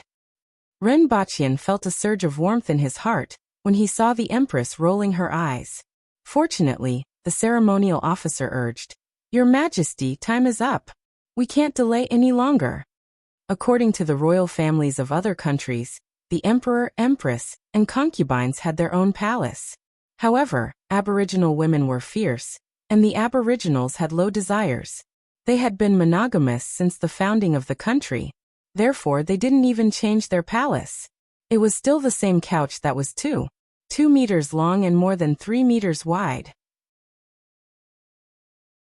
It was covered with a red cloth and hung with 100 children's curtains. Not far from the couch was a table with a bottle gourd that was cut into 2 and hollowed out. The 2 halves of the gourd were connected by a red thread. In addition, a pair of huge red candles with golden dragon and phoenix patterns stood on the table. Qing Yuan, Hong Yuan, and several female officials were waiting by the side. The entire palace was filled with an ambiguous atmosphere. The Empress walked back to the palace, slowed down, and her breathing became indistinct. She seemed to be adjusting her mood. Runbachian turned to look at her and asked, Nervous? A little. It was rare for the Empress to be honest and tell the truth. Your Majesty and Zhao Prince Consort, please pay your respects to heaven and the ancestors. The ceremonial officer said from behind. The 2 of them lit incense sticks and paid their respects to heaven and the ancestors in the palace. Your Majesty and Zhao Prince Consort, please pay your respects. The Empress and Runbachian each held half a bottle gourd while Hong Yuan and Qing Yuan poured wine for them. The Empress held the bottle gourd in her hand and looked at Runbachian. After paying their respects, the 2 of them would officially be husband and wife. It seemed like the simplest etiquette, but it had the most solemn meaning. Of course, he was willing. However, there were still some feelings in her heart. The person she met a few years ago on the side of the road was now her husband. The affairs of the world were really unpredictable. The same thought appeared in Runbachian's mind. A few years ago, he almost lost his head. Then he saw the heroic woman in the carriage and now, she was his wife. The ceremonial officer stood there and saw that the two of them were motionless, so he had no choice but to say, "Please drink up." The Empress put the bottle gourd to her mouth, closed her eyes slightly, raised her head, and drank the wine. Bitter. Bottle gourd was bitter to begin with. It meant sharing joys and sorrows. After drinking, the two of them opened their eyes and looked at each other. The Empress's eyes were filled with tenderness, and it was exceptionally moving to see such a look in her eyes. Renbachian squinted his eyes and said, "Your Majesty, drink again tomorrow. I will add sugar for you." The Empress immediately smiled brightly and said, "Nonsense."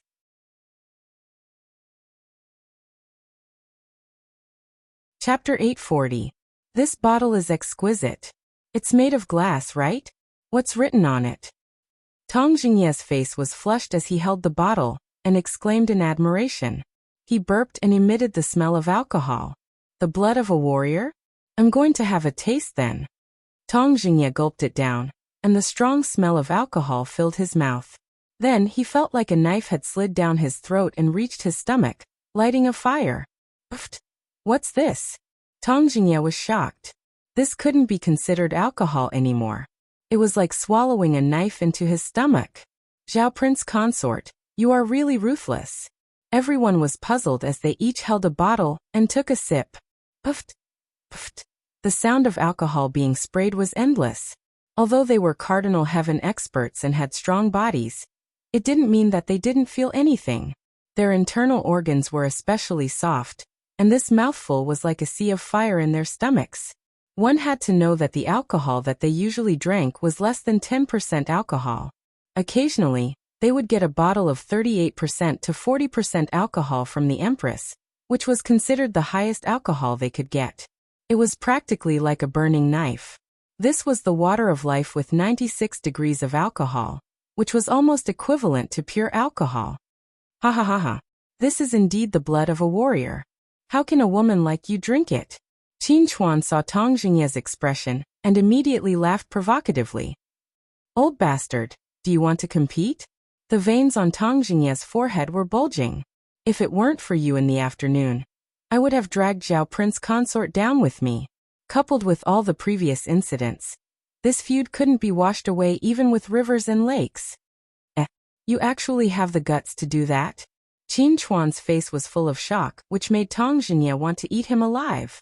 Come come come. Whoever can't drink it first loses. The onlookers immediately piled the liquor boxes around them and applauded. They watched with great interest as the two of them competed in alcohol. The two of them tilted their heads back and gulped down a bottle. Then their faces immediately became as colorful as a mill. Today is Her Majesty's wedding day. If you are willing to admit defeat, I will let you off. The colors of red, white, blue, and purple on Tang Jingye's face turned red, white, blue, and purple before finally settling on his back. Steam almost came out from his forehead as he glared at Qin Chuan fiercely. Why would this old man be afraid of you, you bastard? Qin Chuan also glared at him fiercely. Drink another bottle. Do you admit defeat? You talk too much nonsense. The two of them had been enemies for decades. As long as they met, they would rather die than take a step back. After one crate, the two of them began to stagger. After consuming 2 boxes, Tang Jingye staggered a few steps, turned around, and spat out a mouthful of alcohol directly onto the palace lantern in the corner. Boom! A huge fireball. Everyone. The dozens of bigwigs present stared blankly at the rising fireball in the corner. What was going on? Someone tried to spit out the wine in his mouth. Boom! Another huge fireball appeared. Oh my god, this water is on fire? What the hell is this? Someone spat out another huge fireball. Another huge fireball. Another one. It's on fire. Minister of Revenue 2-1 rubbed her forehead, her eyes blurred. It's on fire. Minister of Justice Zhuoyin deeply agreed. He knocked his head from time to time, feeling dizzy. Xianhua laughed. Ha ha ha ha ha. At this time, in a corner of Zichen Palace, the cloth curtain was already burning. Minister of the Ministry of War Lian Liang was in a daze for a while. He shook his head and stepped forward. Sirs, let me do it. He took a step forward a few meters and slapped with his palm. The wind howled in the air, and the blazing flame seemed to be suppressed. Boom. When the dust dissipated, the cloth curtain, the flame, and even half of the wall had disappeared without a trace. This old man is old and can't compare to the young people. I'm going back to rest. Shiqing strolled back with his hands behind his back. I'm tired too. Tu-Wan rubbed her forehead and walked out of Zichin Palace Hall. A few people from the Ministry of Rites fastened their loincloths and carried their clothes out. In a short while, only Tong Jingye Qin Chuan, who was lying on the ground and spitting bubbles, and Lian Liang, who was still in a daze. In the bedchamber, the big red tent was tightly enclosed, with only one side open. Ren Baqian and the Empress sat there, and an ambiguous atmosphere filled the air around them.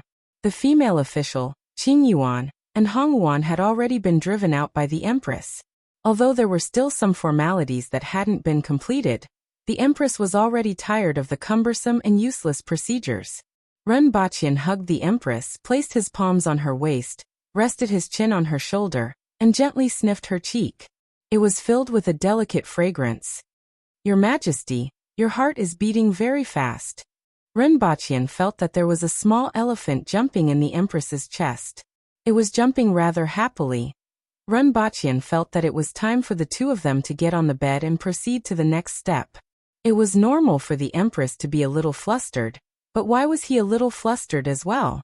After thinking about it, it was probably because the two of them had been together for a long time. Now that they were suddenly going to take a step forward, it was as if there was a layer in front of them, and they had to break through that layer first. Your Majesty, I learned a martial art in Qingxin Palace Hall a few days ago, and I haven't told you about it. Ren Baqian whispered into the Empress's ear. What is it? The Empress was nervous, and she subconsciously asked after hearing what he said. Then she felt a big hand climbing onto her chest and heard the words. Grasping is the dragon's claw. The Empress's body immediately tensed up. Ren Baqian didn't proceed to the next step. He could see that the Empress's body was tensed up like a cat with its fur standing on end. If he moved a little more, his face would definitely be scratched. While whispering in the Empress's ear, Ren Baqian pressed his palms on that softness and didn't move at all. He just felt the softness in his palms and the strong beating in her chest. After a while, he felt that the Empress's body had begun to relax. Ren Baqian then carried her on his lap and turned her face to him. He stroked the other cheek of the Empress with one hand and made her look at him. Then, he lowered his head and kissed her gently. The two of them were immersed in the kiss. From time to time, Ren Baqian would open her pearly white teeth and let the tip of his tongue penetrate deep. There seems to be a sound? The Empress raised her head and looked out of the palace hall. The sound seemed to be coming from Zichin Palace Hall. Don't worry about them. What can happen to dozens of Cardinal Heaven experts? Ren Baqian laughed. At this time he couldn't let outsiders disturb their wedding night. Ren Baqian took off the Empress's red dress. When his fingers were dancing on the white undergarment, the Empress pressed him down and asked, What do you want to do? It's not what I want to do, it's what your Majesty wants to do. As the saying goes, drink the strongest wine and ride the wildest horse. Right now, I'm that wildest horse. Ren Baqian breathed into the Empress's ear. The Empress subconsciously shrunk her neck, then looked up at Ren Baqian and asked, The wildest horse?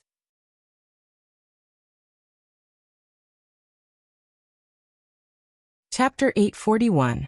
The red candlelight dimmed the tent. Ren Baqian and the Empress rolled onto the bed.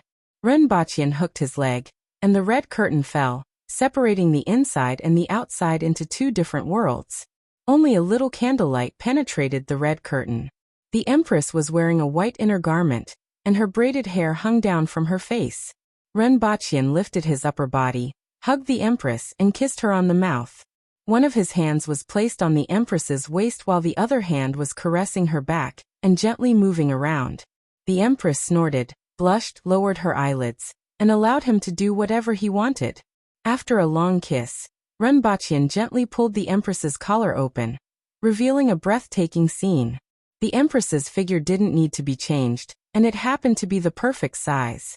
Her collarbone was sexy and provocative, and it drew a seductive arc downwards. The highest point of her pink breast stood erect. Her skin was as delicate as mutton fat, and it was so fair that it made people go crazy.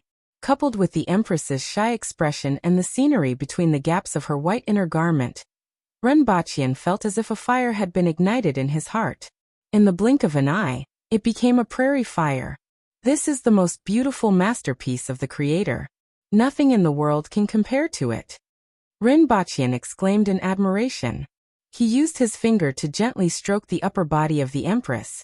When he passed a certain point, she snorted again, and a rose-like pink spread from her neck down. The Empress opened her eyes a little, gently bit her lip, and squinted her eyes, which were full of temptation. Renbachian flipped her over, and the white inner garment was thrown to the side.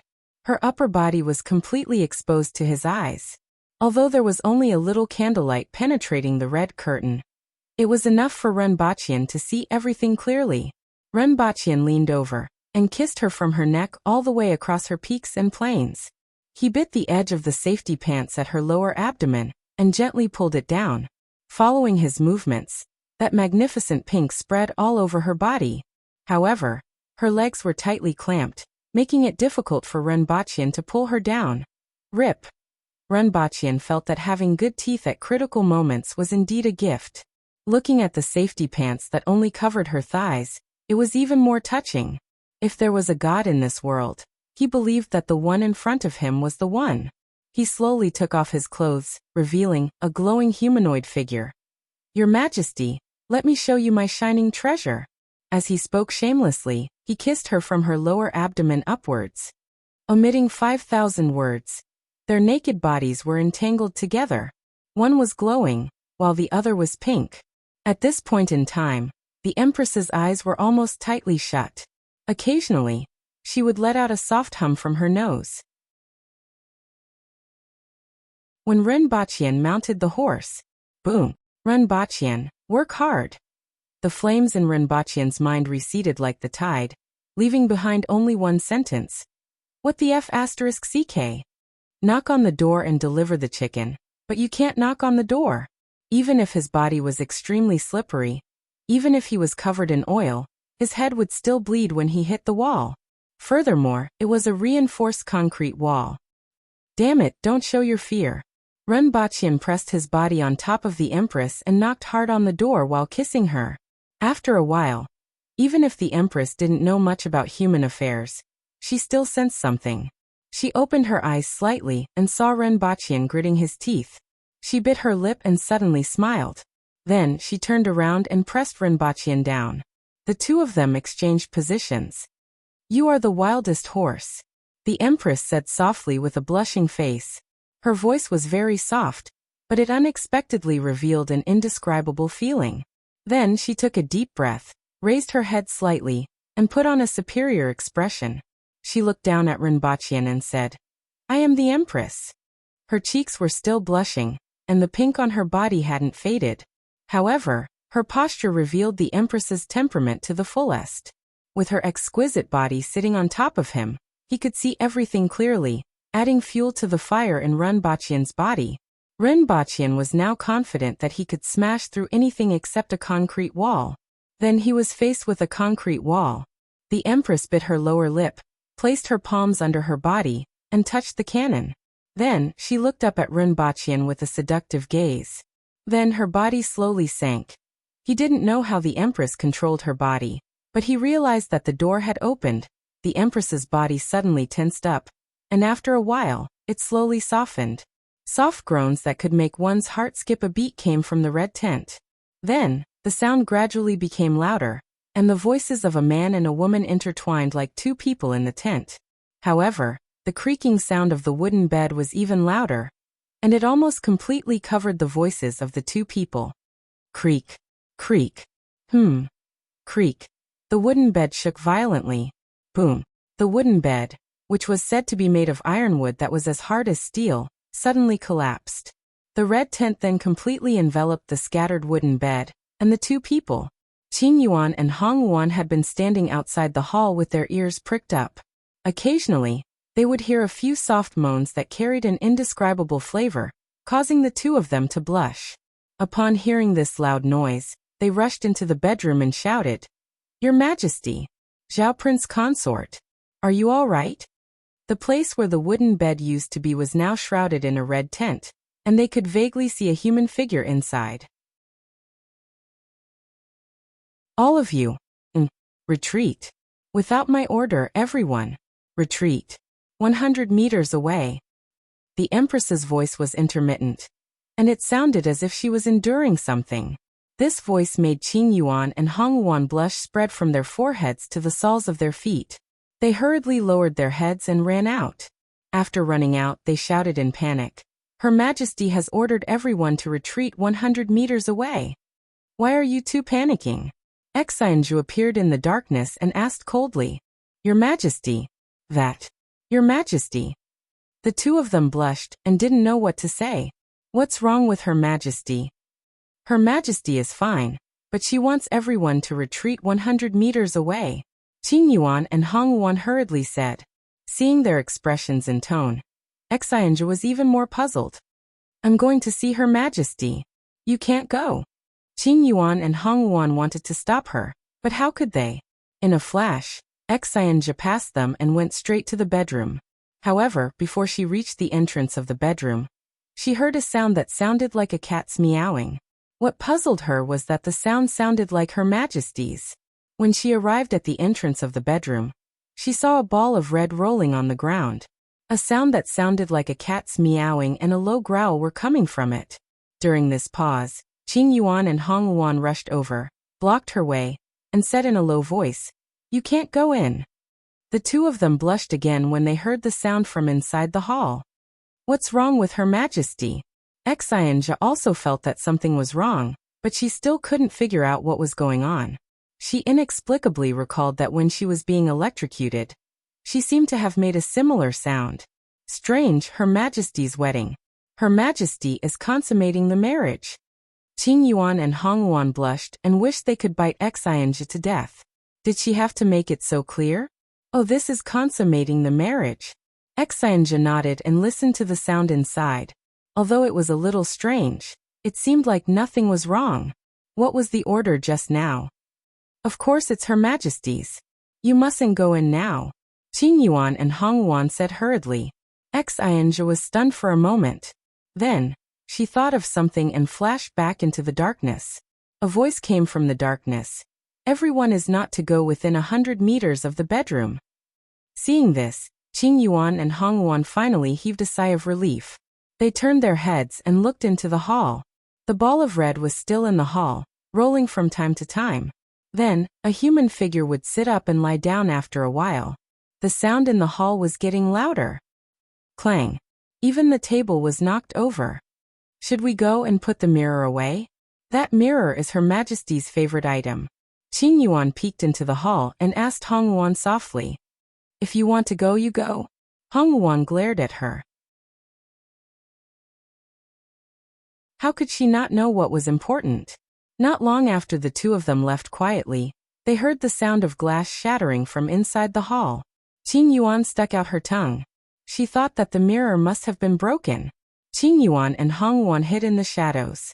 At this time, the sun was already above their heads, but the two people in the hall still hadn't come out. Once they got close to the hall, they could hear the sound coming from inside that made them blush.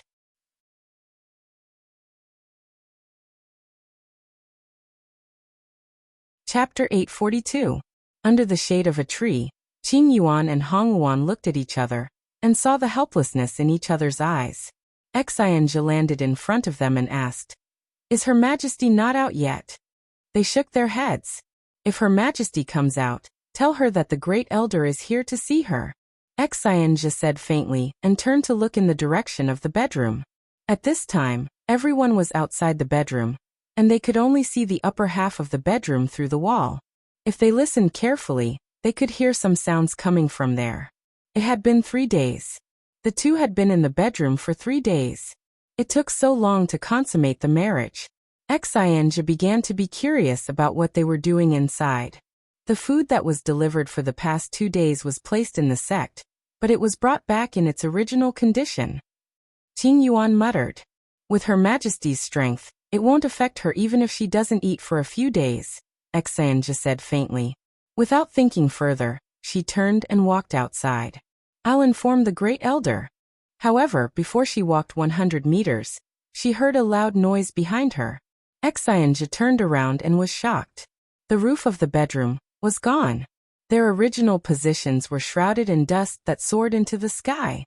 The loud noise caused the entire palace to be in chaos. Xianzhe rushed to the bedroom in a few steps, but it was already completely covered in dust, and she couldn't see what was going on inside. Great Commander! Qing Yuan and Hong Yuan opened their mouths wide and panicked. They finally found their backbone when they saw Xianzhe. Quickly save Her Majesty. Xianzhe didn't even look at them and said, "This won't hurt Her Majesty."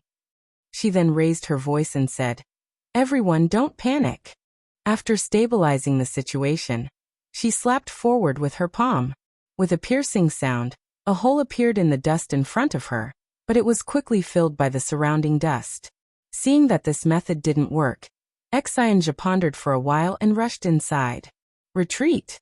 The Empress's voice suddenly came from the dust, causing Xianzhe to stop. The Empress's voice continued, "Call the people from the clinic over." "Your Majesty, are you injured?" Xianzhe was surprised. "It's not me. Go quickly." The Empress's voice carried a tinge of tiredness and an indescribable feeling. Knowing that it wasn't the Empress who was injured, Xianzhe felt at ease and cupped her hands in the direction of the Empress's voice. She didn't care if the Empress could see her, as this had long become a habit. Then he retreated and sent someone to inform the doctors. Just as Xianzhe left, a red shadow pierced through the dust and disappeared into a side hall at the side. At the same time, a voice came from afar. "No one is allowed to come near. Qing Yuan and Hong Yuan, bring the clothes for me and Zhao Prince Consort over." Qing Yuan and Hong Yuan stuck out their tongues. The Empress's favorite clothes were all buried in her bedroom. Fortunately, there were people in charge of clothes in the palace. They split up to retrieve undergarments and red muslin, as well as Pingle Park to retrieve Rinpoche's clothes. At the same time, he also asked the Imperial Kitchen to make some food. Meat a lot. They felt that Her Majesty and Rinpoche were probably hungry. It wasn't should, it was definitely. The two did not leave the house for 3 days. When they arrived at the side hall, they blushed when they recalled the sounds and things that happened in the hall for the past 3 days. As soon as they entered the side hall, they saw the Empress sitting there wrapped in a red cloth. The whip on her head had long been untied, and was hanging down in strands. There seemed to be water stains and some dust on it. The red cloth that the Empress was wearing couldn't be considered clean either, as water stains and dust were mixed together.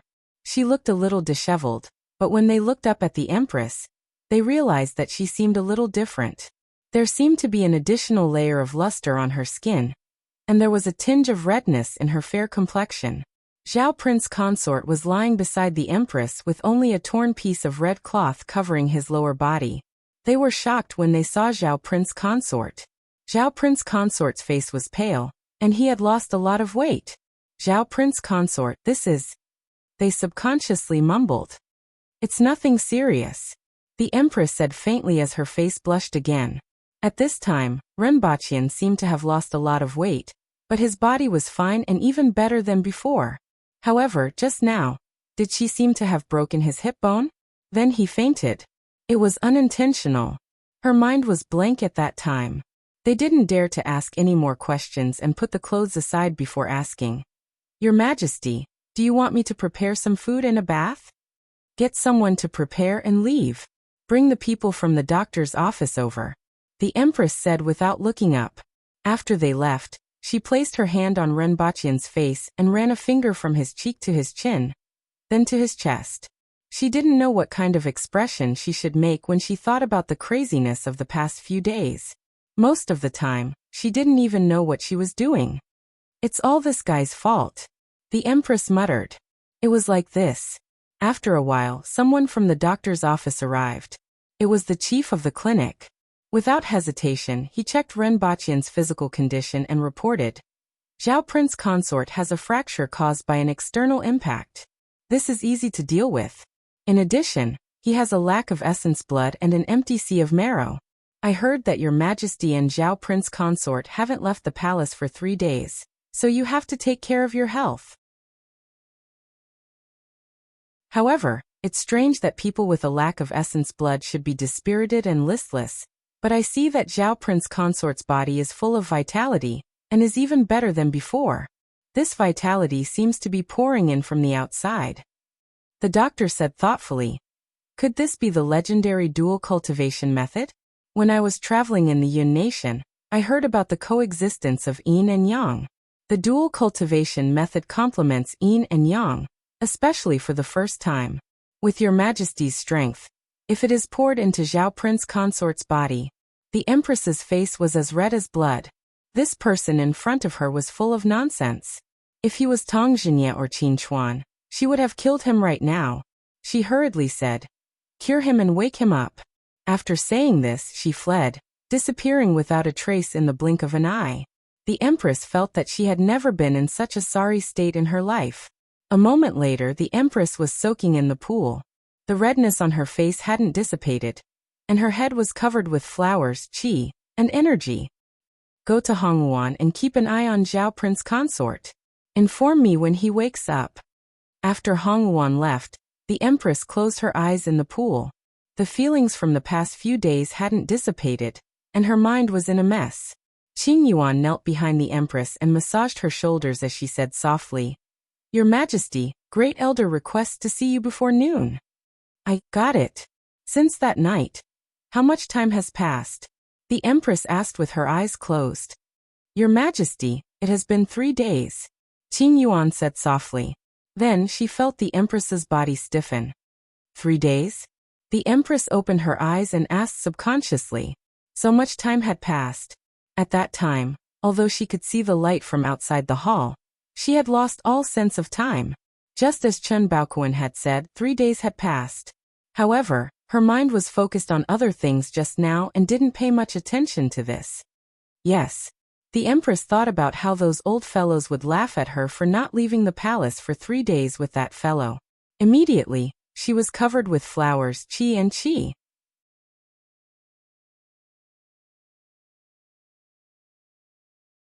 Chapter 843. In the darkness, it was like the universe. In the distance, there was a star that emitted light and heat. Although he knew that he couldn't look at the star directly, Ren Baqian didn't feel dazzled when he looked at it. The light only made him feel warm. At this time, Ren Baqian didn't even have a body, so he didn't know what senses he was using to look at the star. This was his sea of knowledge, and the way he saw things probably depended entirely on his own habits. He was used to seeing things with his eyes, so even without a body, the angle of observation in his sea of knowledge was still a pair of non-existent eyes. This thought popped up in Rinpochian's mind. Then he began to wonder why he was here, and he recalled what happened before. The Empress was drenched in sweat. At first he and the Empress were completely driven by desire, but after reason emerged, he began to use the dual cultivation technique that Librarian Lin gave him. Essence, qi, and spirit were completely connected to the Empress. Then they cycled from his body to the Empress's body and back again. Each cycle would take something from his body and bring something back from the Empress's body at the same time. After an unknown period of time, the cycle became faster and faster. Then his hip bone was broken, and he fainted. Realizing this problem, Rinpochian wanted to facepalm. Damn, what a great humiliation. Breaking my hip bone on the night of our wedding night. Can I still be human? I have a huge physique of 120 kilograms. I have the strength of a bear, and the physique of a bear. Well, in front of the Empress, a bear has become a panda. And a small panda. After struggling for a while, Rinpochian suddenly noticed that there were a few more things around him. Around him, there were 3 planets that were orbiting in a fixed orbit. One of them was khaki, one was red, and the last one was half aqua blue. White, green, and khaki were mixed together, modeled on it. It's finally formed. Rinpochian immediately put aside the matter that he was too ashamed to talk about, and focused all his attention on these 3 planets. When he focused on a planet, the distance between the planet and it would become smaller and larger in his field of vision. In other words, he was pulled closer to the planet. What attracted him the most was naturally the planet with blue, white, green, and khaki colors. The earthy yellow and red planets were missing something. and this one was obviously closer to Earth, which made him subconsciously think of a question. Will there be creatures here? If living creatures appeared in his sea of consciousness, then what were these living creatures? As soon as this thought popped up in his mind, he tossed it aside. The sea of consciousness could have the universe and even planets. It could also have rocks, wood, flames, and oceans. However, it was impossible for life to exist, because his sea of consciousness lacked the most important thing, the soul.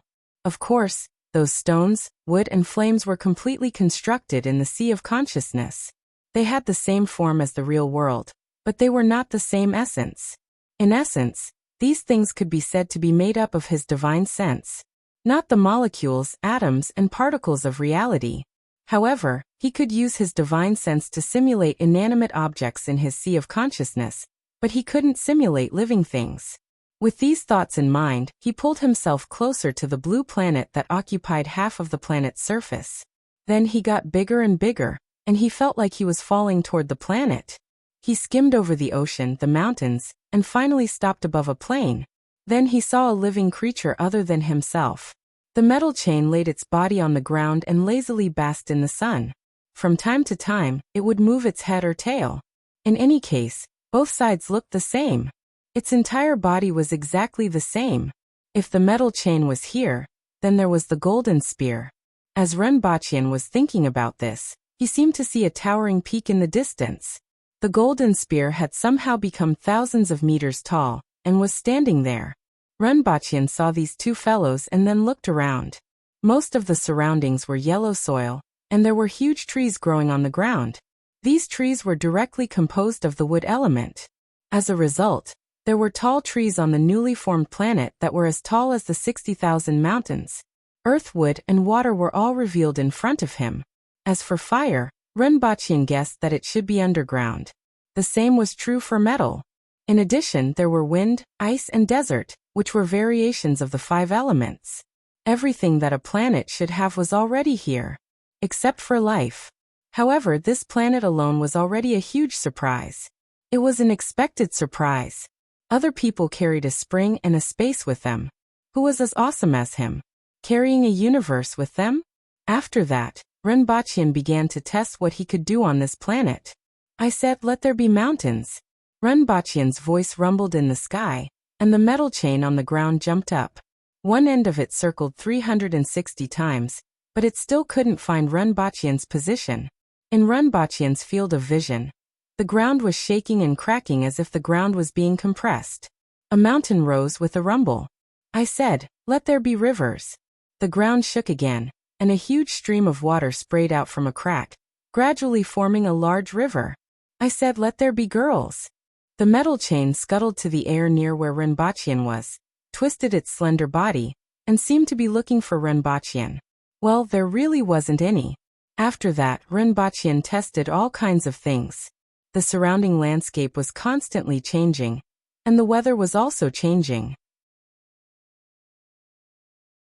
One moment, there was a storm, and the next second, the strong wind blew away the rain clouds.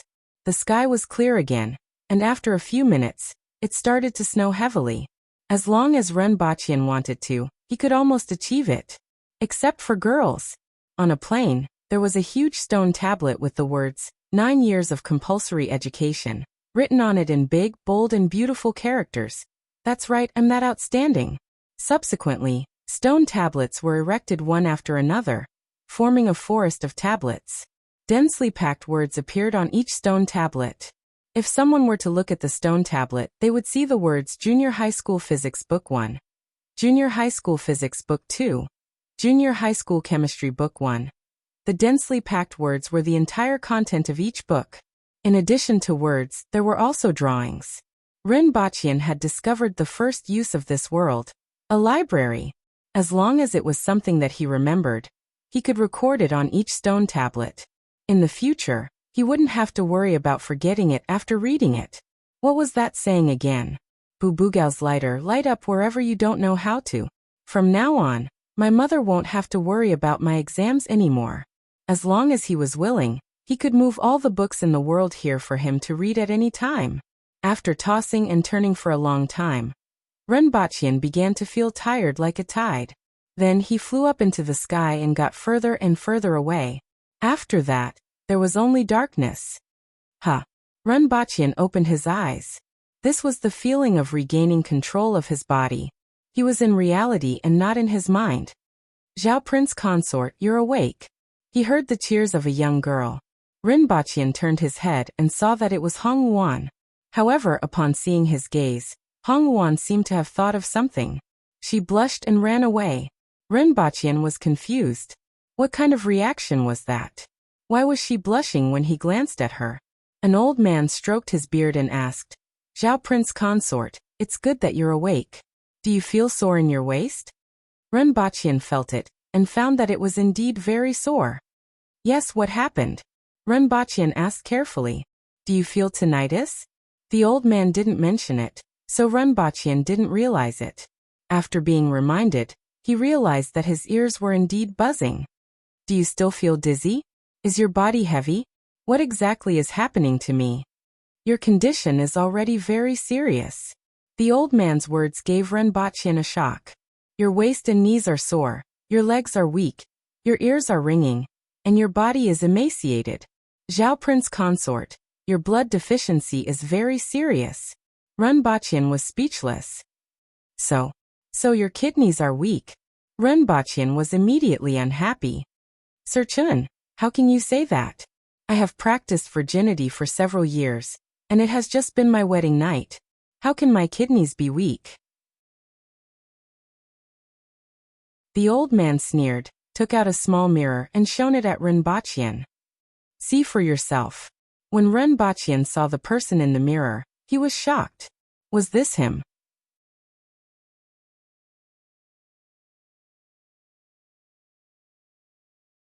Chapter 844. After the chief of the medical bureau, Chen Baoquan, left, Renbachian felt the condition of his body, then lay on the roof of the bed. Kidney deficiency was real, dual cultivation was real, and he had gained a lot of benefits from his body. However, these didn't interfere with each other. Although it felt weird, no one said that cultivating, dual cultivation, would not cause kidney deficiency, right? Cough cough. Let's put aside the issue of kidney deficiency for now. Overall, his current physical condition wasn't too bad. Fractures were fractures, and kidney deficiency was still kidney deficiency. Putting aside the issue of kidney deficiency, he couldn't mention it as it would make him sad. Just now he heard from Chen Baoquan that he hadn't gone out for 3 days and had gained a lot. First of all, the 3 planets in his brain had finally formed, and he didn't know if it was due to dual cultivation. Secondly, he looked like he had lost a lot of weight, and he estimated that he had lost at least 50 kilograms. However, this didn't seem to be a bad thing as his body had become much stronger. Finally, there seemed to be a lot more things in his body that were full of vitality. They were mixed with his qi and blood, constantly nourishing and changing his body while strengthening his qi and blood at the same time. It was as if he had consumed some kind of treasure. This was also the reason why his physical condition wasn't bad at all even though he had lost nearly 50 kilograms. He just didn't understand why these treasures could replenish his qi and blood, but not his kidney deficiency. However, he felt that after digesting all these things that were full of vitality in his body, his cultivation level would increase by a notch. While Renbachian was pondering, the Empress appeared in the room. It wasn't until he stopped thinking that he realized that the Empress was staring at him. Your Majesty? When did you come? The Empress's gaze drifted away unconsciously. Although she had gone through 3 days of madness, she didn't dare to look at him directly after waking up. Although the two of them were officially husband and wife in every aspect, she still needed some time to adapt to such a change. You're awake? How do you feel? It would have been better if the Empress didn't mention this, but when she opened her mouth, Renbachian's face fell. Your Majesty, you have to take responsibility. The Empress was speechless. My back hurts. My hip hurts. Your Majesty, at that time. Shut up. The Water Empress's face turned red. Her hand trembled and she almost slapped him. It has already been 3 days since the day of the wedding. I don't know what the outside world is thinking. How do you expect me to face the entire imperial court? The Empress didn't allow him to say anything, but she couldn't help but speak up. There was a tinge of complaint in her voice. Do you want me to testify for Her Majesty? Renbachian immediately suggested. What evidence? The Empress said subconsciously. When she saw the mischievous look on Renbachian's face, she knew that he was teasing her and slapped his arm. Crack. Renbachian, the Empress. It broke again. Renbachian was speechless. Currently, he had achieved small success in the yang boosting technique and was well versed in the horizontal training technique. This wife, when he thought about the 3 days of madness, he immediately felt that it was worth it. Call the doctor over. The Empress covered her head with one hand and called out to Hong Yuan, who was outside. Renbachian didn't feel that it was a big deal even though his arm was broken. In fact, his coma didn't have much to do with his hip bone breaking. Instead, it was caused by the substance that was full of vitality that the Empress brought back from her body and rushed into his body. By the way, Your Majesty, how are you feeling? There seems to be a lot of things in my body now. Renbachian suddenly thought about the vitality that flowed from the Empress's body to his body, and wondered if she would be affected. The Empress immediately understood what he meant. She calmed herself down and tried to sound as indifferent as possible before saying, Don't worry about me. My cultivation level is growing too fast, and sometimes it's hard for me to control it. Now it's much more stable. This dual cultivation technique is also of some use to me. When I'm injured, let's fight for another 300 rounds. Renbachian laughed. The Empress blushed at first. Then, she seemed to have thought of something and cast aside her shyness. She glanced at him coquettishly and asked, Can you? Renbachian flew into a rage. Even though I have a weak kidney. Forget it, can we not talk about this? The medicine in this world had miraculous effects. After resting for a night, Renbachian was able to limp out with the help of a walking stick even though he still couldn't jump around. He was shocked when he passed by the Empress's bedroom. Were things that intense between him and the Empress at that time? Even the bedroom had collapsed? The Empress's face was black when she returned from court. She thought about how many ministers took turns to advise her to control herself as an emperor, and not to be greedy for sex. This made her a little mad. Those people were now hanging from the top of the palace walls.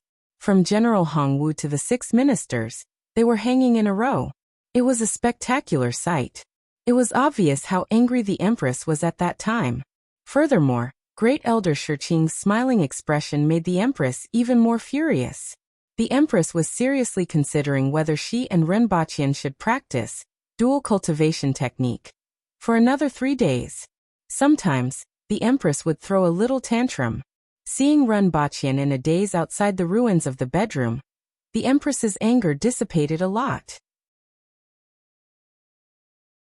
She felt that no matter how angry she was sometimes, her mood would improve after seeing someone.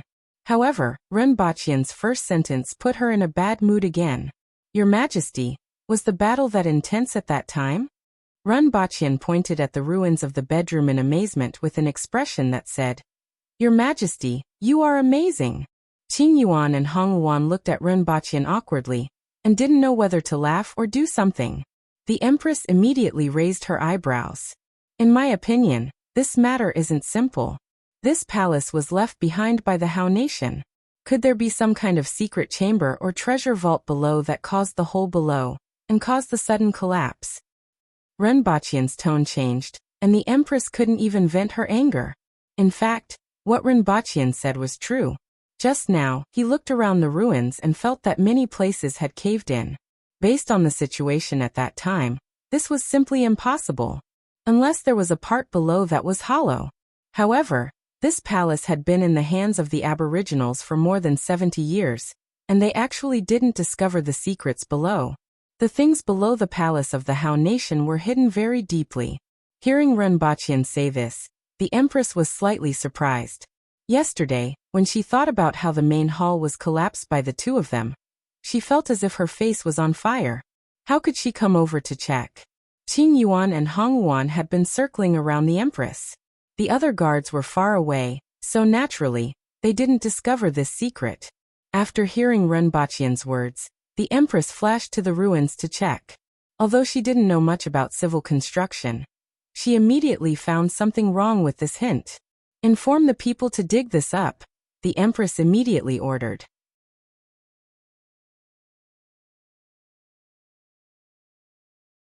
Chapter 845. The guards in the palace were all at the Kismet heaven level, and could lift more than 1,000 kilograms of force with just a lift of their hands.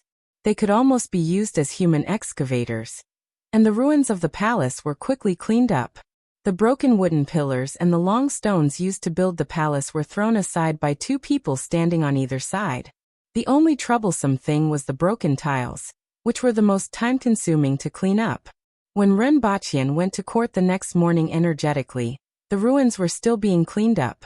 In the past, whenever Ren Baqian wanted to attend court, he would first wait outside the palace and attend court with everyone else.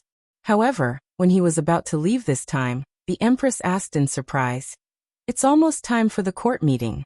Where are you going?" "Outside the palace." Ren Baqian couldn't react. The Empress supported her chin with her fingers and looked at him with a smile. "Now that your status is different and you are already a prince, you can come with me. Is that so?" Ren Baqian thought about it and couldn't think of anyone who had told him about this. Even in ancient China, the Empress wasn't qualified to attend court. This made his status seem special.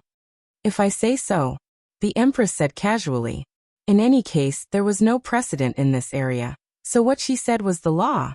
This was the first time Ren Baqian followed the Empress to the morning court assembly. He was half a step behind, and could see the side of the Empress's face if he tilted his head slightly. During the court assembly, the Empress's face was always filled with indifference. As he walked, Ren Baqian's thoughts began to go astray. With the Empress as a precedent in Dayo and the difficulty of reproduction among the aboriginals, there might be a female emperor in the future. In the future, he had to remember to leave a rooster to rule the court, and that princes were not allowed to interfere in court affairs. After all, not every prince was like him, who was well versed in both literature and martial arts and had no desire for power. "What are you thinking about?" the Empress suddenly asked without looking back. Ren Baqian thought for a while and said, "In 10 days we will get married again on Earth. I hope there won't be any trouble." "You still dare to bring up trouble? Who dares to cause trouble again?" The Empress's face turned cold.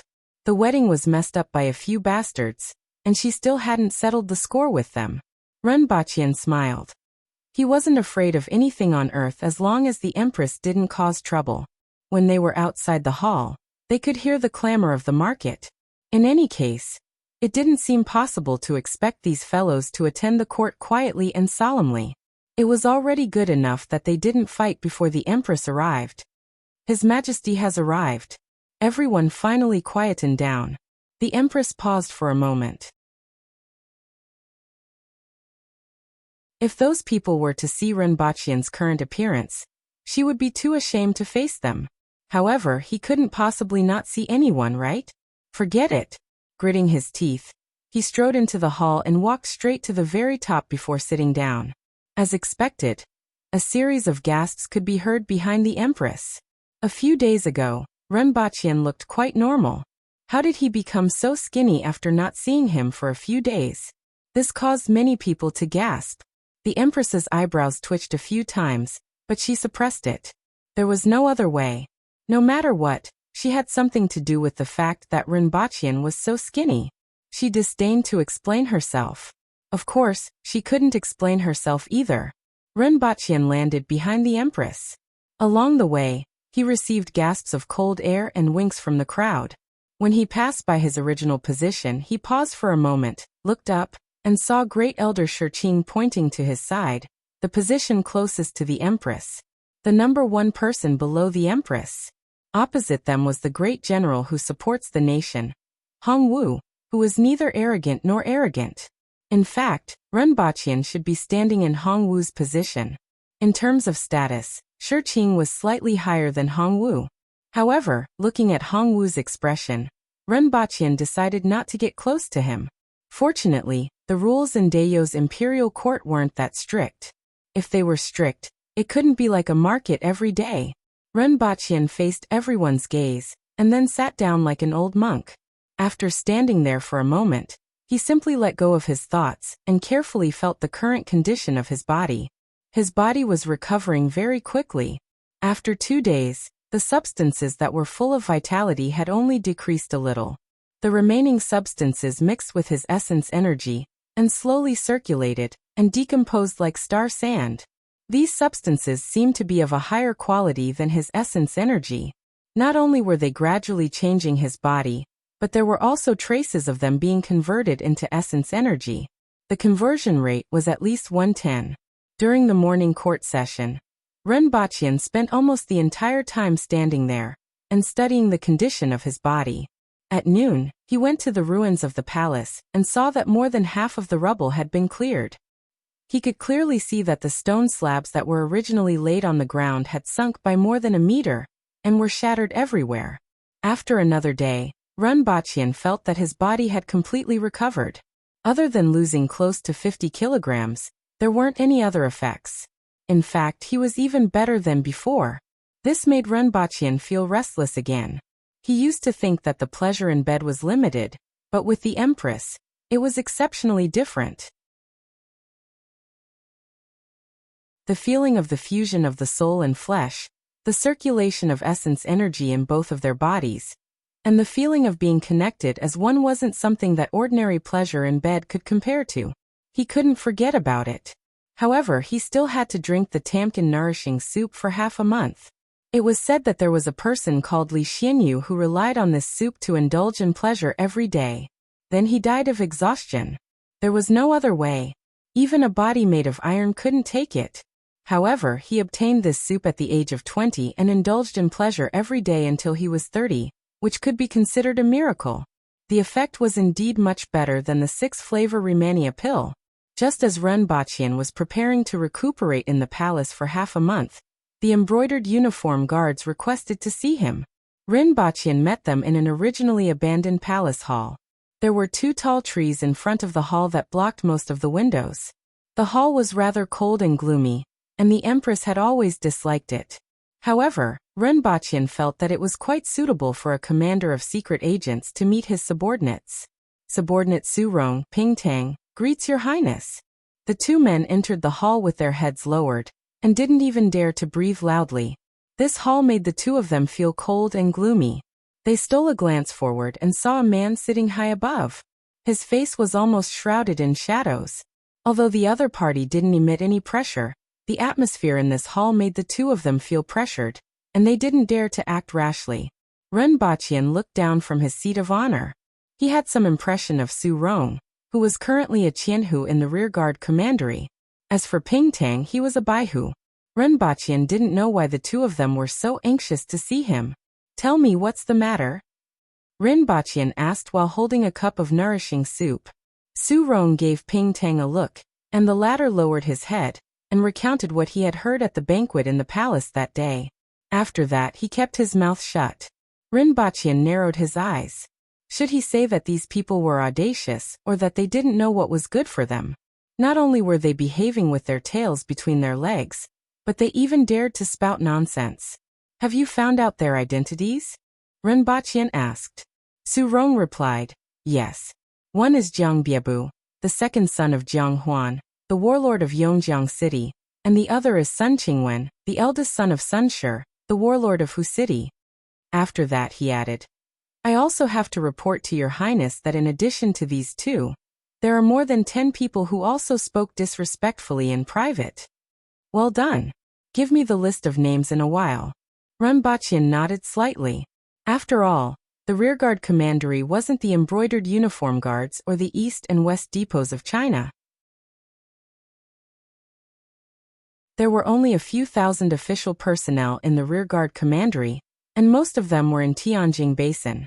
This time, they could even find out what the people of the Yun Nation were saying in private, which was really good.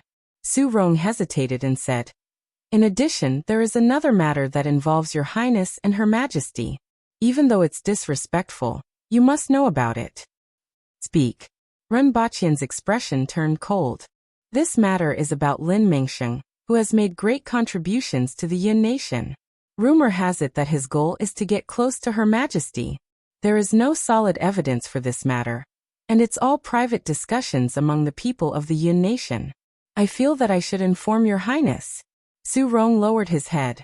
He thought that since this matter involved Renbaqian's status, Renbaqian would definitely be furious. However, to his surprise, Renbaqian's voice was very calm. Got it. Give me the list of names in a while, and continue to do your own things. I will get someone to record your contributions this time. Yes, thank you, your highness. A moment later, Renbaqian leaned on the couch and gently tapped his temple with one hand. Lin Mingsheng. This guy really had foresight and took the initiative to express his feelings to him. However, Renbaqian didn't know what he was thinking and had to be observed in the future. However, Renbaqian didn't feel that he would really be threatened by anyone.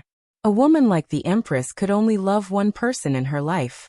Once she fell in love, she would never change her mind unless she let him down.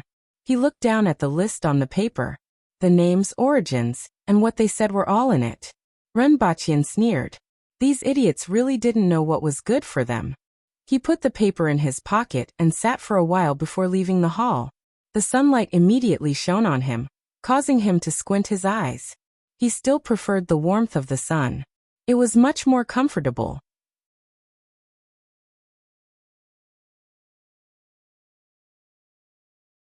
Chapter 846. Ren Lijun had been in a good mood recently. Even when he was walking, he would hum a tune. At his age, he had long passed the age of knowing his destiny. He did not have many thoughts about the future. All he wanted was for his children to be successful, to enjoy life in old age, to be healthy, and finally to have grandchildren. Needless to say, there was no need to worry about his two sons. He did not know how to evaluate his eldest son. Originally, he looked like an ordinary person from every angle. Even when compared to his friends, colleagues, relatives, and neighbors, he was not the kind of person who was amazing. However, starting 10 years ago, he suddenly could not understand him. Now he was not very clear what his eldest son was doing or how many properties he had. However, he knew that his eldest son owned a 5-square-kilometer property in Wuxia City, which completely belonged to him. Just this property alone could be said to be enough for him to squander in several lifetimes. Now his eldest son could be said to be extremely envious of his relatives and friends, and they would give him a thumbs up. As for his youngest son, he was also busy with his eldest son, so he did not have to worry at all. He did not have to worry about his two sons at all. All that was left was to enjoy life and be healthy. Needless to say, having a harmonious family was a blessing, not to mention having money. As for health, ever since he started practicing the 15th set of broadcast Qigong 6 or 7 years ago, and with the herbs and food that his eldest son would send back from time to time, he had not even caught a cold these years. His body was even better than when he was young. Now the only thing he was missing was grandchildren. Those around his age already had grandchildren. It would be a lie to say that he was not envious of them. His two sons were quite promising, but he didn't even have a grandchild. Because of this, he worried a lot. After waiting for so many years, his eldest son was finally going to get married. Ever since the news came back, he had not been able to close his mouth. Today he came back from his son's new house. Although his son did not live here, he still bought a house and renovated it just for this day. Old Ren, you came back from the new house again? Before entering the corridor, he met the upstairs neighbor. Usually, smoking was not allowed at home, so they all came to the corridor to smoke. They were very friendly with each other. Yeah, Ren Lijun said with a smile. When are you getting married? In a month. That's fast. Let me know if you need any help. Don't forget to come to the wedding. I won't forget. Hey, one of them is your son, right? While they were chatting, the neighbor upstairs suddenly said. Even though he had only seen her twice, he would never forget her. That body was like a human bear. It was too oppressive. Ren Lijun turned his head and looked.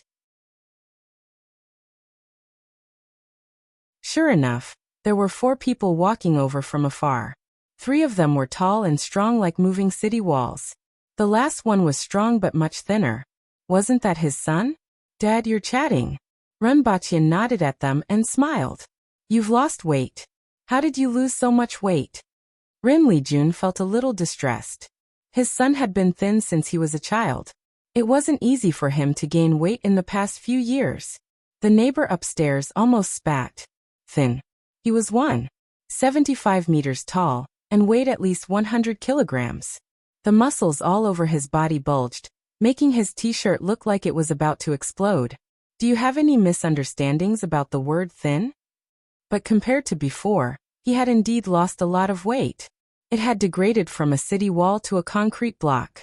To lose weight. Rinpoche replied casually. He couldn't possibly say that he was squeezed dry, right? There was no way to say that. Old Lou, let's go up. Papa Ren greeted the neighbor next door, and the three-winged cavalry warriors before leading them upstairs. How long are you staying this time? I'll stay for 5 days. After that, I have to run some errands and will be back in 20 days. Papa Ren knew that his son had a lot on his plate now and didn't mind. Where's my wife? She's too busy to leave. Come back with me when the time comes. When they entered the house, they saw that the house was filled with red wedding bedding, double happiness, and a bunch of other things were piled up in the living room. His mother and 2 aunts were thinking about what else they hadn't bought. Naturally, there was no more conventional greetings. This time, Rinpoche came back mainly to look at the wedding process and eliminate everything that shouldn't be there to avoid any trouble. Although the Empress said that she had a sense of propriety and etiquette, Rinpoche didn't dare to listen to her. This wedding was completely for his parents to see. He didn't plan to do much and just wanted it to be simple. The guests were also relatives and friends of his parents. Almost everything was arranged by his parents from start to finish. It was the same for the wedding planner, which was said to be quite famous locally. The next day, Rinpoche went straight to the wedding planner, got the process, sat on the sofa, and crossed out the items one by one. Change this one to bowing 3 times. Change it to a fist salute. Remove this one. Remove this one to offer tea. Remove this one where the bride promises to live in harmony with her parents-in-law. Remove this one to offer dates, peanuts, longans, and lotus seeds, and then ask the bride if she wants to give birth. Remove this one to greet parents, guests, and husband and wife. Change it to a fist salute. Remove this one about love stories and truth or dare. Remove this one about guests speaking. Remove this one about the bride and groom speaking. Remove this one about the bride pouring wine for her relatives. Rinpoche was glad that he came to take a look. There were too many minefields. Let the Empress promise to live in harmony with her parents? He put a pile of dates, peanuts, longans, and lotus seeds, and then the Empress will sit on them and ask her if she wants to give birth? Bow 90 degrees to greet parents, guests, and husband and wife. If the Empress were to give face and bow to her parents, she would flip the table if she did anything else. What kind of game was this? Truth or dare? Each of them would write down the most mushy thing, the happiest thing, the most unforgettable thing, the most touching thing, the most favorite thing about him or her, the first kiss, and so on. While writing, the 2 of them had to be separated temporarily. Then, the paper would be handed to the MC, and they would have to guess what the other party would write. Asking the Empress to play this game in public? They must have lived long enough. However, it would be good to play this game in the bedroom with the Empress. He didn't know what the Empress would write. Not to mention the Empress, even he didn't know what to write. He would play it when he got back. It seemed pretty fun. As for the bride's speech, what if the Empress said, "I will grant you the title of king for generations"? Would they be afraid? Let alone asking the Empress to pour wine and light the wedding cigarettes for her relatives. Who would dare to imagine that scene? These were all goddamn minefields. One step on them, and they would die. Rinpoche wanted to laugh at the wedding planner company. However, he also knew that these wedding planner companies were dealing with normal people, and he was the abnormal kind. There was no other person like him on earth, so they couldn't be blamed. After he finished speaking, the boss of the wedding planner company was speechless. The boss of the wedding planner company had some prestige, and was quite knowledgeable. If he met other people, he could still maintain his authoritative status. After all, this was the custom of marriage in this world. However, Rinpoche had great power. Even though he was sitting there and speaking calmly, he was imposing and couldn't be refused. with 3 fierce-looking walls standing behind him. The boss opened his mouth but couldn't say a word. Let's do it this way. You can think of other ways. In any case, don't do anything new and follow the procedures that I approve of. Renbachian threw the paper back on the coffee table and heaved a sigh of relief. This way there shouldn't be any problems. All that was left was to get a few relatives of the bride.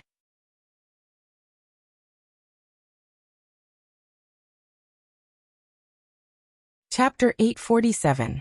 Sun Qingwen played with a glass teapot and clicked his tongue in wonder. He didn't expect such a beautiful thing to come from this barbaric and backward country. This group of people from the Yun nation had stayed in Lan City for more than half a month. They were most interested in the mirrors, glassware, and spices sold by the imperial family. Although they were expensive, they weren't considered expensive. If the same things appeared in the Yun nation, the price would probably be higher. The only thing that made everyone unhappy was that there were 2 kinds of items, and the aboriginals were only selling them for 1/10 of the price. Even if it was 10 times the price, he still felt that it was cheap. This showed how profitable these items were. These days, there were people who wanted to find 2 aboriginals to buy on their behalf, but unfortunately, they didn't succeed. Those barbarians actually didn't want to earn money. It was really hateful. Young Master Jiang Biebu requests an audience. A report came from outside. Sun Qingwen revealed a happy expression. Let him in quickly. Hurried footsteps were heard, and soon, a young master of about the same age and dressed in a brocade robe was brought in. Yongjiang City and Hu City weren't far from each other, so they knew each other. These days, their relationship was very good. The young master laughed when he saw Sun Qingwen. Brother Sun, you really can sit still. If I don't go out for 2 days, I will definitely suffocate to death. Sun Qingwen smiled. Brother Jiang has a lively nature, which makes me very envious. Then his tone changed. This Lan City is called a capital city, but in fact, it is inferior to a small city in the Yun nation. There is almost no entertainment in the city, and it is very desolate. Moreover, the descendants of the barbarian officials can be seen everywhere. They are rather barbaric and fight all day long. A few days ago, a few people from the Qian family and the AI family's AI Wenfu were injured by a woman. It is said that she is the granddaughter of Hong Wu. On that day, AI Wenfu and the Qian brothers even went to the Hong residence to give gifts. Thinking about it, it is quite ridiculous. If we didn't need those barbarians. Jiang Biebu snorted with contempt and a trace of anger in his voice. In any case, the Qian brothers and AI Wenfu had the same status as him. When they were injured, he also felt the same way. When they were in the Yun nation, when did they suffer this kind of humiliation? We are under the eaves. Now that the Yun nation is dead, Great Xia can't even take care of itself and can only take shelter under these barbarians. Sun Qingwen sighed slightly. Then he raised his head and smiled. Let's not talk about these annoying things. We will return in 2 days. When we return to the Yun nation, we must have a good drink. There's a little Yangchun in my Hu City's red leaning brothel.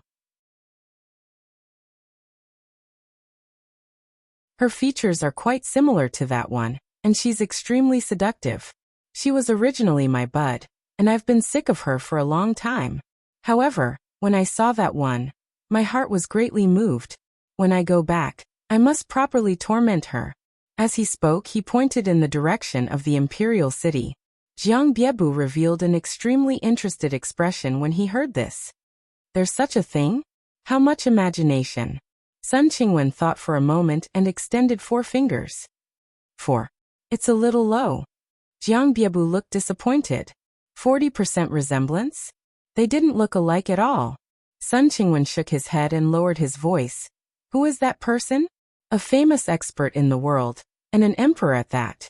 How could an ordinary woman cultivate such beauty and temperament? 40% resemblance is already not low. The most important thing is that this person can be casually played with. As long as you imagine it in your mind, that feeling, haha. Jiang Biebu thought about it and revealed a fascinated expression. Then he laughed softly and said, Zhao Prince Consort really got lucky. The 2 of them laughed and chatted in low voices for a while. Brothels and romantic affairs were common in the Yun nation. and they were already used to it when the news got out. After a while, Jiang Biebu said mysteriously, I came to look for Brother Sun today, because I found a good place to go. Oh, tell me about it. Sun Qingwen asked. There's an alley with 4 courtyards in Lan City, and there's a golden jade pavilion. So it's there. I found out about it on the first day. Sun Qingwen said indifferently. If it's just a brothel, there's naturally nothing to say. However, there's an earthwill expert as a prostitute. After Jiang Biebu finished speaking, he waited to see the other party's reaction. As expected, he was shocked. Earthwill expert? Isn't that so? It's said that they're the elders of a few sects in the Yin nation. They're young, but they're all geniuses of the generation. In the past, even though our backgrounds weren't low, it was impossible for us to get involved. However, since they've fallen to such a state, they might even be happy to see us. Jiang Biebu smiled. Earthwill experts could be worshipped even in the warlords' residences, and they had to spend a lot of money to support them every year. Furthermore, these were ordinary Earthwill experts. One had to know that Earthwill experts were also divided into different grades. It was said that the girls in the brothel were all good-looking and young. If they were placed in the various sects, they would be considered geniuses. It was not easy for them to even meet them. Now that they had landed in a brothel in Lan City, this made him think about it. He was willing to lose 3 years of his life just by sleeping with them once. We're going back the day after tomorrow. Before we leave, we have to test out the martial arts of those geniuses and fight them for 300 rounds. We can brag about it when we go back. After Jiang Biebu finished speaking, Sun Qingwen was also tempted. He laughed and said, I can't be left behind for this kind of thing. Just as the two of them were thinking about going to Jinyu Building to pick a few geniuses that were usually out of reach, more than 10 Aboriginal men came to the courtyard. One of them was more than 2 meters tall. He stood there like a small giant and carried 2 big axes on his back. For others, the axes were two-handed, but for him they were one-handed axes. The burly man stood at the door, grinned, and his eyes were filled with ferocity. He kicked the door open and said, I'm Hong Bao from the Department of Inspection, and I'm here on Her Majesty's orders to take your heads. Immediately, someone poked his waist and said, Sir, that's the wrong word. What? Hong Bao turned his head and glared at him. Sir, we're here to capture people, not exterminate their entire families. That person laughed. Hong Bao scratched his bald head and said, Damn, we used to kill people directly and forgot about this. Then he shouted like a thunderclap, Capture them all. If they dare to resist, kill them all. Kill them all. Kill them all. The rest of the people followed his voice and rushed out. However, there was still someone standing behind him who reminded him, Sir, kill anyone who resists. That sounds more imposing. Hong Bao was rather pleased with himself. What did Zhao Prince Consort say?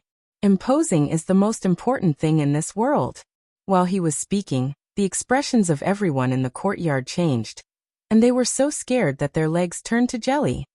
Sir, we are envoys from whose city and are here to celebrate Her Majesty's wedding. What have we done wrong? The Earthwheel expert who was leading the team shouted with a pale face.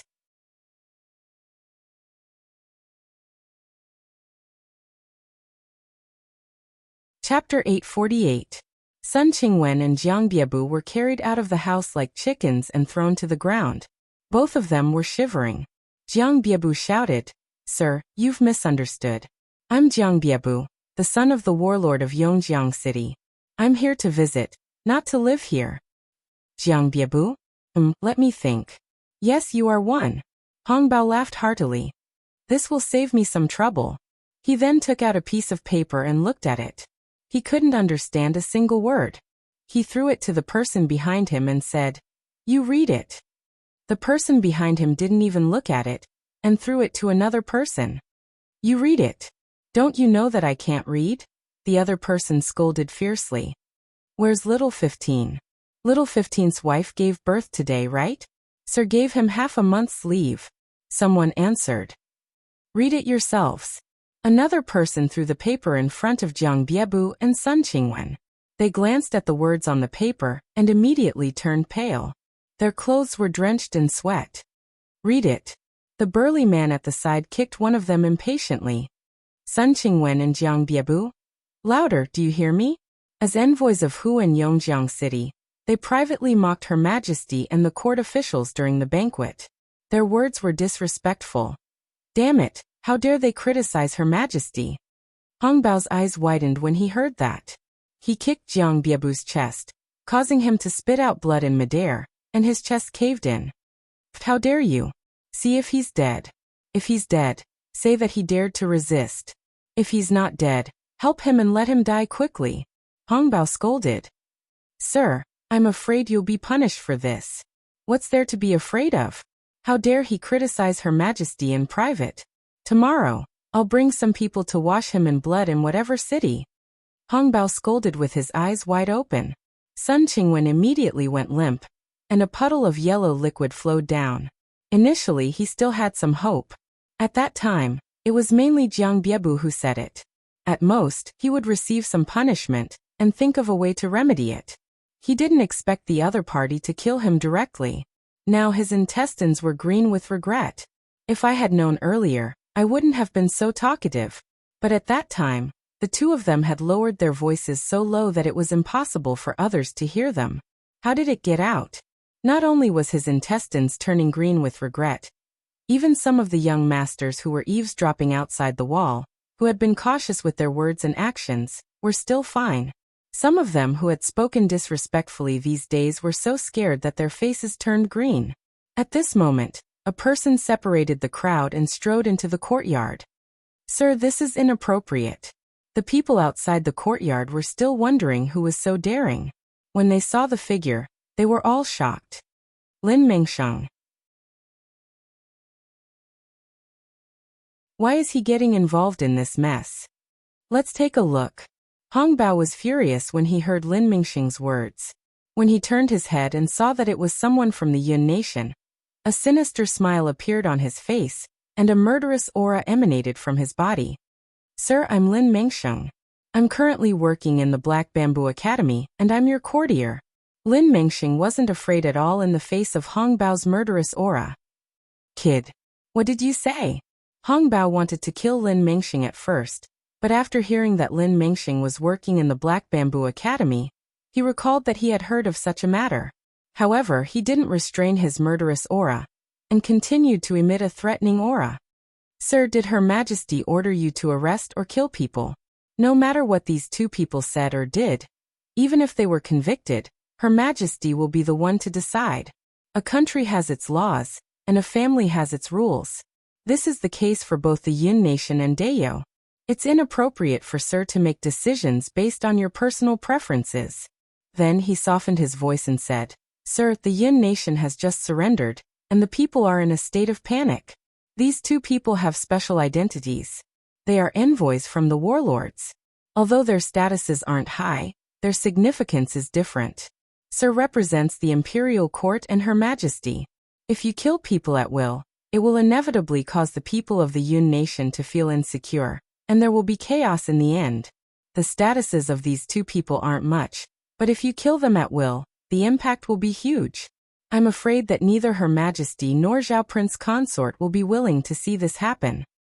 Judging from Zhao Prince Consort's previous actions, he has always used coercion and gentleness against Tianjing Basin and the Yun nation, incorporating Tianjing Basin and the Yun nation into Dayo's territory. Although Sir is happy by doing this, it will do more harm than good to the overall situation. I wonder if Sir thinks that your personal preferences or Zhao Prince Consort's plans are more important. Hong Bao widened his eyes and stared at Lin Mengsheng, as if he was looking at something strange. After a while he said, Damn it, what are you talking about? Sir, you look straightforward, but you understand. Lin Mengsheng said faintly. Hong Bao suddenly burst into laughter and said, Although I don't really understand, it sounds very impressive. As he laughed, he patted Lin Mengsheng's shoulder a few times with his palm leaf-sized palm. Lin Mengsheng's face twitched slightly. If he didn't use medicine, he was afraid that he wouldn't be able to lift his arm for 8 to 10 days.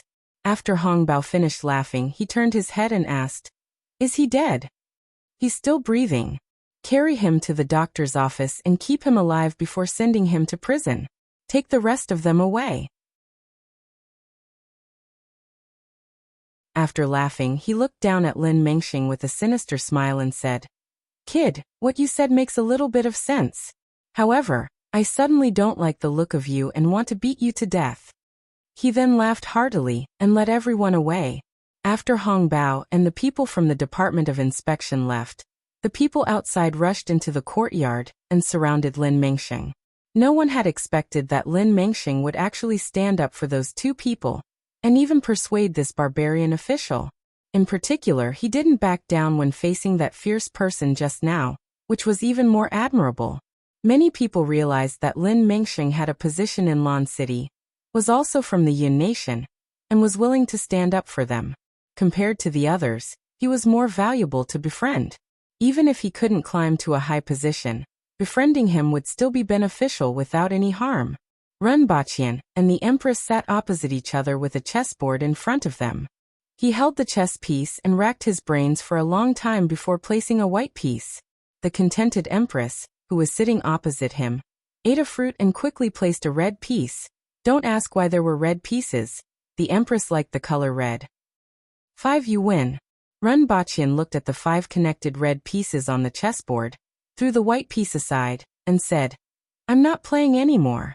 The Empress wrinkled her nose, was in a good mood, and had a smile on her face.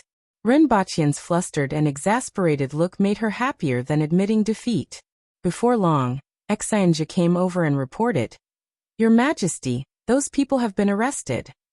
At the same time, she handed over a piece of paper and said, "This is from the rearguard commandery."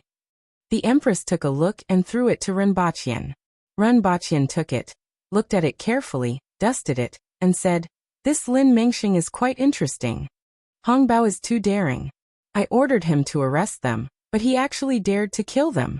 The Empress was concerned about another matter. Renbaqian laughed and said, "It's also because your Majesty holds a high position in his heart and can't stand others speaking ill of you. Even so, he can't be punished." The Empress said. Renbaqian was slightly curious and asked, "What is your Majesty going to do?" The Empress thought for a while and said, "He will be fined half a year's salary."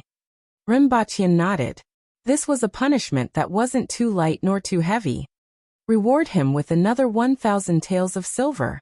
At least I like his way of thinking, the Empress said again. Hong Bao's annual salary is only 800 taels of silver, but he still earned it. Your Majesty, are you going to punish him or reward him? Renbaqian laughed. The Empress blinked and asked, "Don't you always tell me to be fair in rewards and punishments?" Renbaqian was stunned, and didn't pay attention to what the Empress said. Instead, he was attracted by her playful look when she blinked. He leaned over and gently kissed her eyelids. Qing Yuan and Hong Yuan were used to this and didn't mind. Both of them had seen even more shameless things. On the contrary, Xianzhi's eyes lit up behind her glasses. Your Majesty, the original location of the palace has been cleared and the cause of the collapse has been found. Oh, let's go and take a look. When Renbaqian and the Empress arrived, they saw that the original location of the palace had been cleared for 7 meters. There were holes that were half a meter in diameter on the earthen wall at the edge of the palace. There seemed to be at least a dozen of them around the palace. The 2 of them were surprised at first, and then their faces lit up. There was only one thing in the palace that liked to dig holes like this: the Roaring Emperor. No one knew when that fellow had dug so many holes under the bedchamber that it looked like a sieve. Of course, these holes were 5 meters below the surface, which meant that they were dug under the foundation. If there were no accidents, it probably wouldn't collapse for decades. It was somewhat far-fetched to say that these holes were the cause of the palace's collapse. However, the Empress didn't care whether it was far-fetched or not. If it was said that it was done, then it was done. Your Majesty, the palace collapsed because of these holes. However, I discovered something just now. There is a layer of stone below with traces of artificial carvings. It is very likely that there is a secret chamber below. Dig it, the Empress immediately ordered. There was actually a secret chamber under the palace, which made Renbaqian and the Empress curious as to what was down there. Renbaqian casually ordered, "Capture the Roaring Emperor."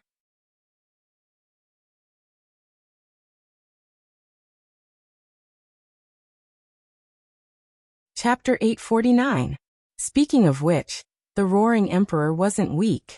Although it was only at the manwill level and relied entirely on its roar, an earthwill expert would faint for a long time with its roar. Ordinary people would be roared to death. However, it was like a domesticated dog that naturally liked to please people. "Tie it up, just tie it up here." Renbaqian instructed the guards to tie the Roaring Emperor to a rockery that was as tall as a human. It stared at the two guards and allowed them to tie it to the rock. Although it struggled a little, its strength was no different from that of a baby in front of the guards. It simply showed an extremely flattering expression, and almost stuck out its tongue. "Gag its mouth," Renbaqian said again.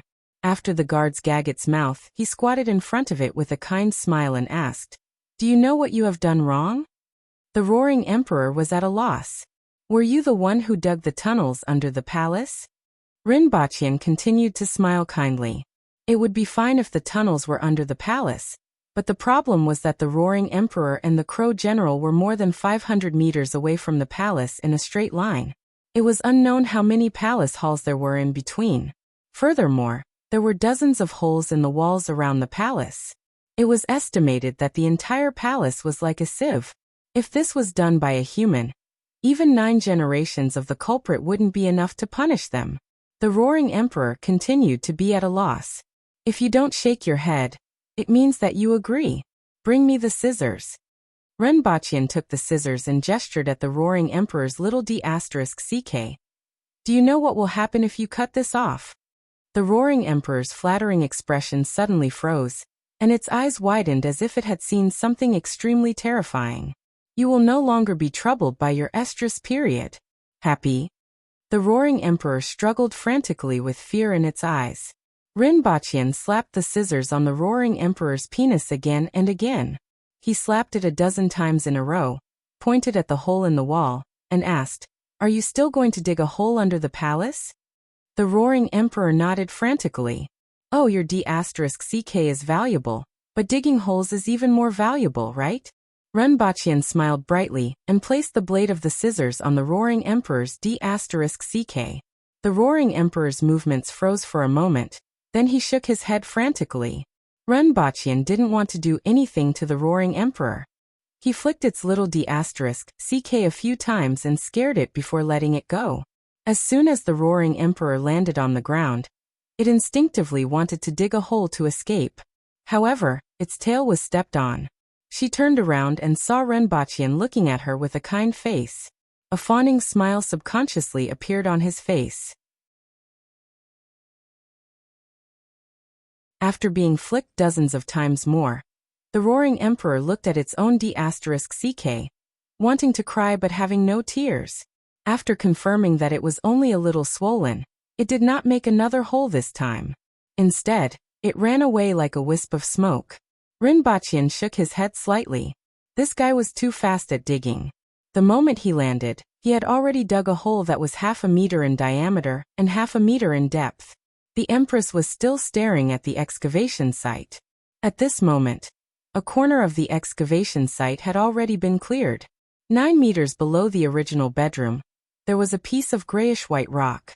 The surface of the rock was flat, and it could be confirmed that it was created by humans. He reckoned that there might be some sort of secret room under the rock. At this time, they were expanding the excavation area to search for an entrance. He walked to the Empress's side and said, "Your Majesty, we can start preparing the new palace." The Empress tilted her head and looked at him. "Your Majesty, you don't want the palace to collapse one day, right?" Renbaqian smiled bitterly. Currently, the bottom of the palace was like a sieve. It might collapse one day if there was a heavy rain.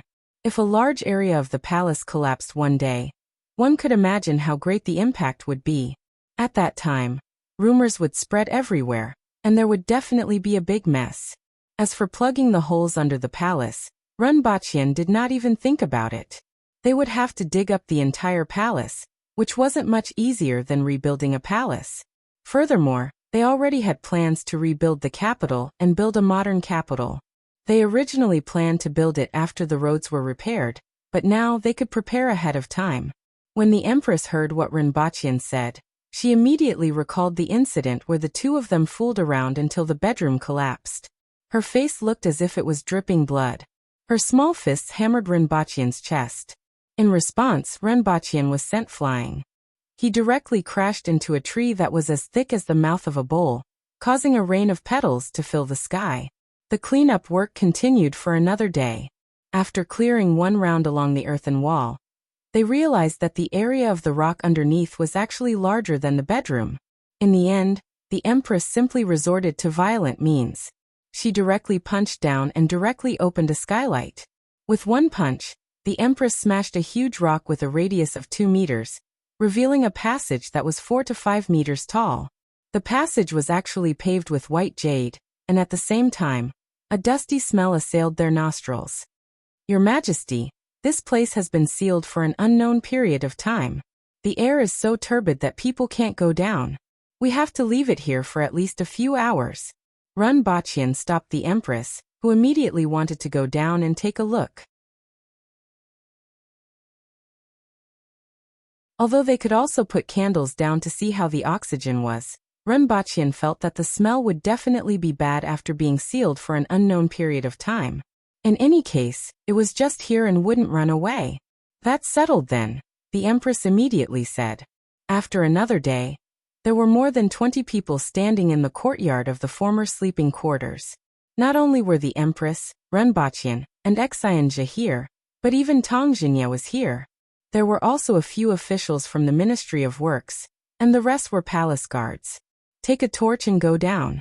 If it's extinguished, come back immediately," Rinpochian instructed a few guards. "I didn't expect Zhao Prince Consort to know about this." Tongjinya was slightly surprised. "If it weren't for the people in the Ministry of Works who specialize in this matter, I wouldn't even know about this. How did Zhao Prince Consort know about it?" Rinpochian rolled his eyes. This was common knowledge, all right? Even a 3-year-old knew. "Your Majesty, Zhao Prince Consort, Minister sir, we will go down first." 2 officials from the Ministry of Works cupped their hands and jumped down. The jump to the bottom was about 6 to 7 meters high, but it wasn't a problem for them. They first moved the gravel to one side, lit up the torches, and then began to advance toward the north and south ends. Soon after, the Empress, Rinpochian, and the others jumped into the passage one after another and looked around. The passage was about 4 meters high. The walls on both sides were made of the same material as the huge rocks above, but they were polished and smoother. Rinpochian bent over and touched the ground. It was warm and delicate, and he could see the texture in the light. He immediately exclaimed, "It's indeed white jade. How extravagant. Was this built by the Hao nation?" This passage was about 3 meters wide. Both ends were covered by darkness, and it was impossible to see how far it went. Just the value of this white jade alone was very high. This was real jade, not marble like white marble. Even if it was of inferior quality, such a large piece of jade was still very valuable. Furthermore, even though Rinpochian didn't know much about jade, the jade road under his feet was white and flawless. It was glossy, soft, and exquisite to the touch. It definitely wasn't inferior jade. Rinpochian didn't know how they found so much white jade. "I didn't find any records of this." Tongjinya shook his head. After finding out about the situation here last night, he sent people to Qingxin Palace Hall to search for the books left behind by the Hao nation, but to no avail. Before the establishment of the Hao nation, there was a Jiang nation here. Perhaps it was established by the Jiang nation. An official from the Ministry of Works guessed. Rinpochian looked at the Empress's thoughtful expression and immediately asked, "Your Majesty, what do you know?" "Didn't you say yesterday that you wanted to rebuild the palace? I want to use this white jade to build a palace." "Rebuild the palace?" Tongjinya was shocked. Rebuilding such a palace required a lot of manpower and material resources, and the entire national treasury of Dayo might not even be enough for it in a year. Now that the Yun nation had just been conquered, more than half of the aboriginals were still poor, and they actually wanted to rebuild the palace? Let's talk about this later. Renbaqian knew what Tang Jingye was thinking by looking at his expression, and gave him a look. Seeing Renbaqian's look, Tang Jingye knew that there must be something going on. Furthermore, the Empress wasn't an extravagant person, and this wasn't the right time to ask questions.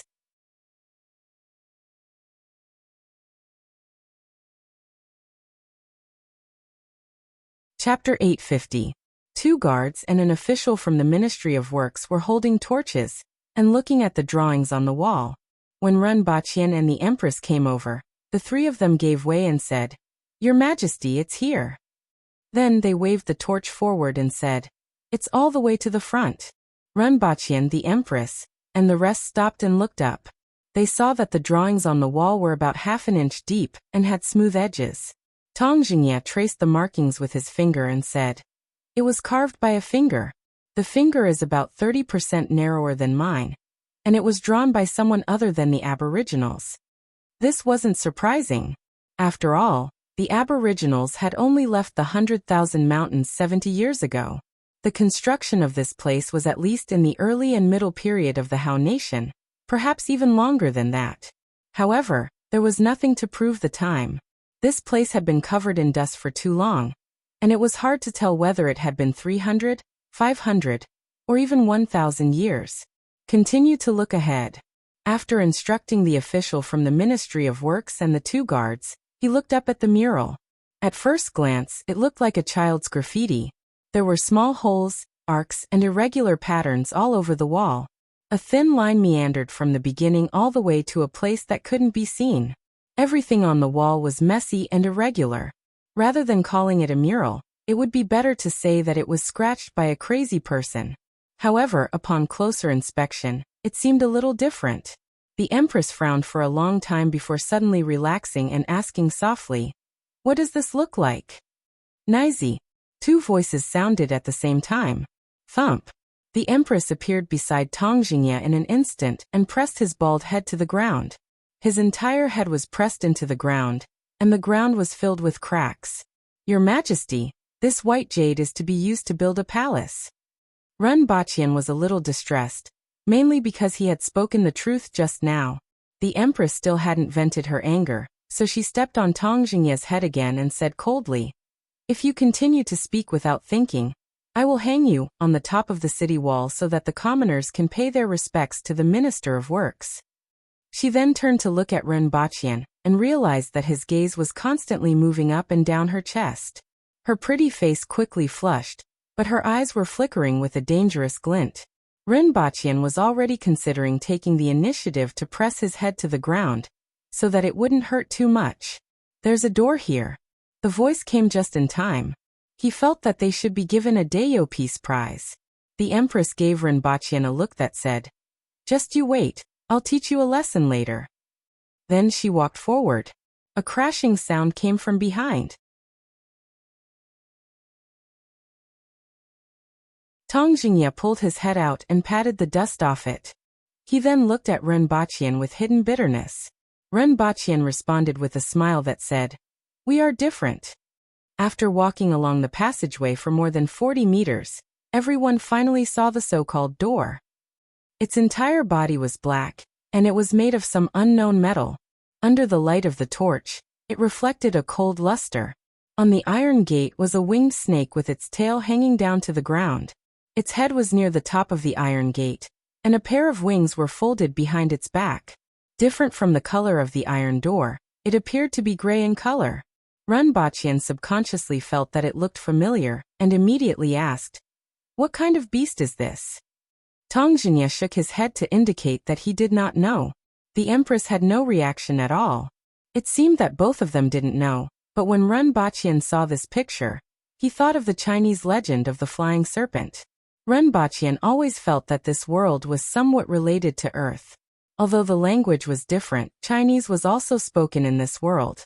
Furthermore, there were dragons, phoenixes, kirans, and even a kiran in the palace. However, Qi Shui wasn't as powerful as the mythical beast in the legends. It couldn't fly or burrow into the ground. At most, it was at the cardinal heaven level, which was a far cry from the legends. However, There was no doubt that Qi Shui was similar to the Kirin in the legends on Earth. They even had the same name. With these similarities, the appearance of another soaring serpent from Wuxia mythology in this world was not too surprising. However, Renbaqian didn't voice out his conjecture. The Empress stretched out her palm to push open the iron gate, but her face changed the moment she touched the flying serpent. She retreated a few meters and stood right in front of Renbaqian. It's true. The Empress's words shocked everyone. Everyone thought that the beast on the gate was a carving and didn't expect it to be a real beast. However, when the Empress touched the beast on the gate, cracks began to appear on its surface, following which, pieces of the beast fell to the ground. Only then did everyone realize that the beast had already become an empty shell. In the blink of an eye, the beast turned into pieces on the ground. However, the Empress's eyes flashed. She went forward and picked up a gray bead that was about the size of a pigeon egg. She casually rubbed it, and the bead began to emit a green luster, but it was very dim. What is this? Everyone was puzzled. Whether it was this beast or this bead, they had never seen anything like it before. Renbaqian reached out and rubbed the bead on the Empress's palm. The surface of the bead was still a little elastic. Renbaqian immediately imagined that this beast had condensed all of its strength into a bead before its death for its descendants. This was a common plot in Wuxia novels. However, he still had to study this bead carefully to know what it was. The Empress fiddled with it and couldn't figure out what it was used for. She then threw it to Renbaqian, who quickly caught it and put it away. Everyone else thought that this was a beast that they had never seen before, but Renbaqian treated it as a mythical beast from the legends. Whatever it left behind would definitely not be ordinary. Is this beast the guard of this gate? Renbaqian guessed. It's possible. The female Empress nodded her head. This passageway was not damaged at all before they came in. This beast was either hung on the metal door or it had been here all along and died later on. Everyone was more inclined to the latter possibility. This beast didn't leave this place until it died. I wonder who the owner of this place is, the Empress said softly. She stepped forward and was about to push the gate open. If everyone guessed correctly, the guard here was that weathered beast, so there shouldn't be any mechanisms on the gate. However, just in case, Tong Jingye stepped forward to stop the Empress. Your Majesty, let me do it. Tong Jingye placed his hand on the gate and increased his strength bit by bit. When he used 80% of his strength, his face began to turn red, and a dull creaking sound came from the gate. Open! Tong Jingye shouted. He used all his strength and began to push the gate open bit by bit. Everyone was on guard until Tong Jingye pushed the main gate open, but there were no mechanisms or anything like that. However, there was a gust of wind, and the torch in the guard's hand flickered before suddenly extinguishing. Everyone felt a little stuffy in their chests.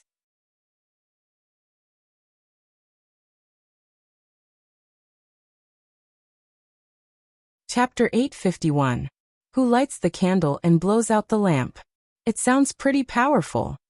The Empress was still a little confused after being pulled outside. It's just a legend.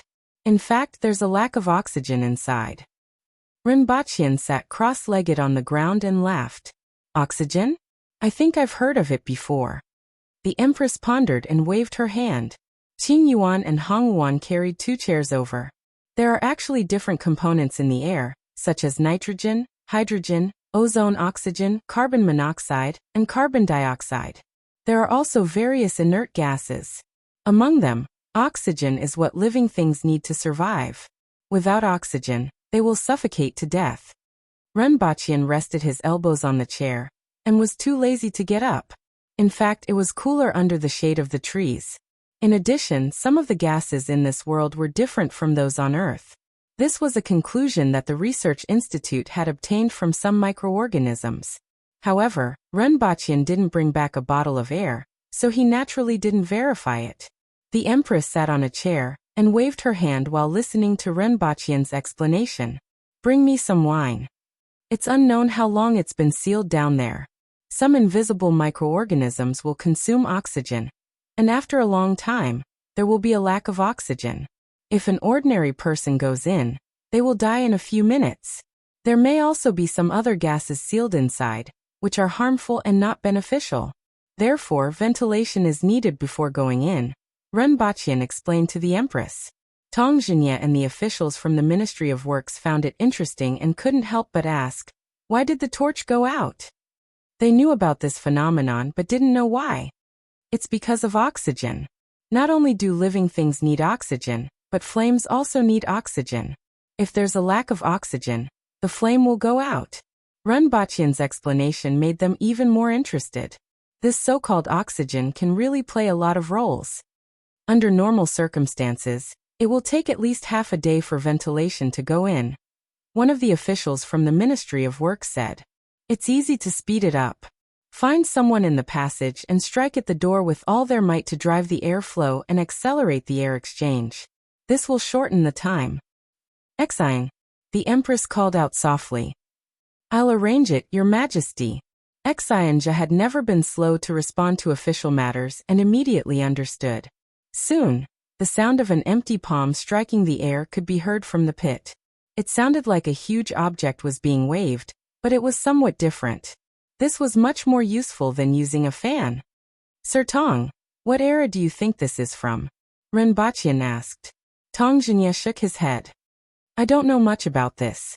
Renbaqian had a vague idea that this passage was probably left behind when the human race was chased out of this place, or perhaps not long after that.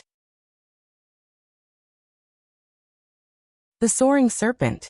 Even if it couldn't compare to a qilin or a dragon, it wasn't too far off. That was the most likely time to appear. If that was the case, someone definitely wanted to leave something here. In that case, Renbaqian had some guesses about the things on the wall. Your Majesty, what do you think that portrait is about? Renbaqian placed his palm on the Empress's knee. She casually placed a fruit in his hand. Their movements were as smooth as flowing water, and there wasn't the slightest bit of hesitation in their hands. This made Tang Zhinya's eyebrows twitch. He inexplicably thought of that woman from back then. Do you have an idea? The Empress asked casually. Does Your Majesty have a guess as well? Renbaqian finished the fruit in a few bites. I think it might be a road map, Renbaqian said bluntly. This is the map of the 60,000 mountains. The first place we saw when we went down was the forest pillar screen. When we got close to the door, we would be in the depths of the 60,000 mountains, the Empress said. Your Majesty can actually recognize the other party's drawing skills. Renbaqian was very impressed. Being able to recognize a map of this level was already a kind of ability. However, the Empress's words confirmed his thoughts. How can there be a road map of the 60,000 mountains here? Tang Zhinya was slightly stunned. Have you forgotten what I said? It's just a guess, and we can only know the specifics by observing it. The Empress said to Hong Wuan, go to Qingxin Palace Hall. There is a map of the vicinity of the forest pillar screen left behind by the Hao Nation there. Go and get it. She then snorted and said, this map was drawn when the Hao Nation attacked the mountain stronghold. After Hong Wuan left, Tang Zhinya's face was gloomy. He recalled the things that His Majesty had said. The human race had been driven here from a distant place, and there were less than 100,000 of them. A portion of them were left behind to defend the 60,000 mountains, while the rest came to the plains to establish a nation. There were many other races in the 60,000 mountains. On the other side of the 60,000 mountains, there were the so-called tens of thousands of races. When the Empress first said this, everyone in the imperial court was shocked. However, this matter was too unimaginable, and there was no other news, so everyone gradually put this matter to the back of their minds. The passage below wasn't simple. Just the white jade floor alone wasn't something that ordinary people could achieve. If the road map of the 60,000 mountains was really left on the wall, combined with what the Empress had said, it was very likely that it was left behind from that period. When the map was brought over, Renbaqian glanced at it. It was much more presentable than the things on the wall below. At least he could tell that it was a map.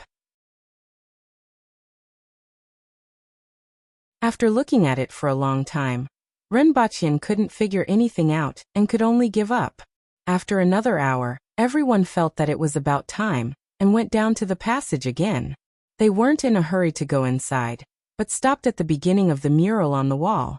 After comparing it with the map, it was very easy to see the problem. This is the forest pillar screen. It's about the same position as on the map. That's right, it's indeed there. Renbaqian pointed to the holes on the wall. Each hole was a mountain peak. This is Mount Yufan, this is the Black Ridge, and this is Mount Pingliang. Tongjinya compared them one by one. Your Majesty, this is the end of the map. The map only shows the range of the forest pillar screen for half a month, Tongjinya said as he gestured. However, on the wall it was less than 1 meter. The mural on the wall was more than 40 meters long. If this was true, it would take at least 2 years to complete the route drawn on the wall. This is Chiolong Cliff. They passed through here in the past. The Empress calculated as she walked, and then pointed to one of the points. There was a strange symbol in that position. After hearing what the Empress said and looking at the symbol carefully, one could barely guess that it was a symbol of a dragon's head. The drawing of this symbol was too demonic. Renbaqian believed that it was a pile of feces with 2 wooden sticks stuck in it. It would take at least 1.5 months to travel from Yi City through the forest pillar screen to Chiolong Cliff, and that was with the speed of a mount. On the wall, there was only a distance of 1.5 meters. Looking at the wall behind them that was dozens of meters long, everyone took a deep breath. Now everyone finally had a little idea of how big the 60,000 mountains was. According to the length of the map, it would take at least 2 years to get out of here. There was a zigzagging line on the wall from the beginning to the end, which was the route that those people had taken.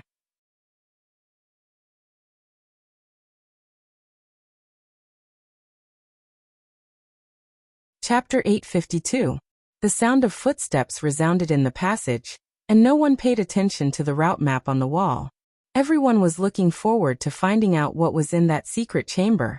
When they first discovered that there was a building under the palace, they thought that it was a hidden treasure of the Hao nation. However, the evidence at this moment indicated that this passage and the secret chamber should have been left behind by the humans after they evacuated here a long time ago. Compared to the things left behind from this period, wealth was nothing. Even if the aboriginals were poor, even if Dayo had no money, even if they had a lot. Anyway, even if they had no money, they could still rob others. In any case, the Empress's 3 views had never been correct. To her, and even the imperial court, robbing other nations was as right as eating and drinking. The guard held a torch and entered the secret chamber first. The light from the torch immediately illuminated the secret chamber. However, the secret chamber was unexpectedly large, and the light from the torch couldn't illuminate the entire place. After passing through the door of the secret chamber, the space expanded to the sides. The entire secret chamber was 20 meters wide, and the floor was completely paved with white jade. After walking a few meters forward, a white jade bridge appeared in front of them. On both sides of the bridge was a pool that was full of yellow-brown liquid that emitted a gloomy aura. Everyone stopped in their tracks. In a trance, they seemed to see a world that they had never seen before. Countless humans in armor and weapons were fighting a bloody battle, with all kinds of foreign races. Some had human heads and beast bodies, some had beast heads and human bodies, some were expressionless herdsmen, and there were jade-waisted slaves that filled the sky. There were also people from the 8-armed race that had 4 or even 6 arms. There were also people from races that were 4 to 5 meters tall that were like giants. There were even countless fellows that couldn't be distinguished between foreign races and beasts. All the races were killing each other in this area. However, apart from the humans, all the other races were enemies. Streaks of sword light flashed, and heads flew into the air. The bare-handed warriors tore their opponents into 2 halves. Groups of humans were bleeding in this kind of killing, and their faces were filled with indignation and unwillingness as they fell to the ground with a thud. Shouts, killing cries, the sound of blood splattering, the sound of corpses falling to the ground, the sound of weapons colliding, and even the sound of something breaking through the air rushed into everyone's ears at almost the same time. This kind of tragic scene made everyone tremble all over. It was as if there was a ball of fire pressing on their chests, making them want to scream out loud. A figure rose from the ground, and a red sun leaped out from behind him, stopping about 3 feet above the man's head. Although they were too far away to see clearly, The pressure emanating from that figure caused everyone to involuntarily take a few steps back. Looks of fear appeared on the faces of countless outsiders. Then, the man swung his arms downwards and the red sun smashed down. Boom! His eyes seemed to be covered with flames. The guards' bodies swayed as they woke up from the hallucination, their bodies drenched in sweat. Following them were the officials from the Ministry of Works and Rinpochian. The moment he woke up, he realized that he was clenching his fists tightly, and his back was drenched in cold sweat. Everyone looked at each other, and a look of surprise appeared on their faces. What did I just see? Who was that figure? Was that really a human? At that moment, Tang Jinya suddenly shouted angrily. He took a step forward and threw a punch. The wind from his punch whistled, and he didn't hold back at all. It was as if he wanted to smash the enemy in front of him into pieces. However, just as he threw the punch, Tang Jinya suddenly woke up, slightly withdrew his punch, and staggered. Only half of the punch was withdrawn, and the other half was still thrown forward. The air suddenly exploded with a loud sound, and a gale swept in all directions. This retracted punch caused the air to explode. Rinpochian glanced at Tang Jinya. Although this old man was an old hooligan who loved to court death, his strength was really amazing. He might not be weaker than Li Qianqiu and Shiwanya. However, when he thought about the scene that he just saw, there were actually many people who weren't weaker than Tang Jinya. As for the figure that smashed down the red sun, it was even more frightening. Even looking at that figure from afar was enough to make people tremble. Tang Jinya stabilized his body after throwing the punch, and his face was full of shock. At this moment, the Empress's head was also drenched in cold sweat. After a few breaths, the Empress's figure suddenly leaped backward, and actually landed behind everyone. At this time, the Empress gradually regained consciousness, looked around, and her expression changed again and again. An official from the Ministry of Works couldn't help but ask with a pale face and a fearful voice, "What happened at this time?" Such a tragic battlefield was really terrifying. What everyone saw, was it something that had happened before? "This is the Wan tribe?" Tang Jinya asked in a deep voice. Rinpochian opened his mouth and said in a hoarse voice, "This is the Wan tribe. All of you retreat. The minister of the Ministry of Works stay behind," the Empress said to everyone after regaining her composure. After hearing the order, everyone didn't dare to stay any longer and retreated out of the door. At this time, the Empress said in a deep voice, "That was the battlefield that happened before, and it was recorded by someone using some kind of method. It's the water from the Earth-Een spring." Rinpochian pointed to the yellowish-brown liquid in the pond around the bridge and said, "I can smell it with my eyes closed. This is the water from the Earth-Een spring." Tang Jinya and the Empress didn't realize the difference between smelling with their eyes open and closed. "The Earth-Een spring does have a hallucinogenic effect." The Empress nodded. "It seems that they used some kind of method to record it, and then used the hallucinogenic effect of the Earth-Een spring to let us see that scene. It seems that the more powerful one is, the slower they wake up and the more they see." Rinpochian asked a question that he wanted to know the answer to. What happened to that person? Was he the master of this place? He died. The Empress was moved when she recalled the scene she saw. He was surrounded and killed by several experts from the foreign races. This was expected. Less than 100,000 humans were chased here, so it was expected that such experts would die. However, Rinpochian still felt that it was a pity. He also felt that it was scary.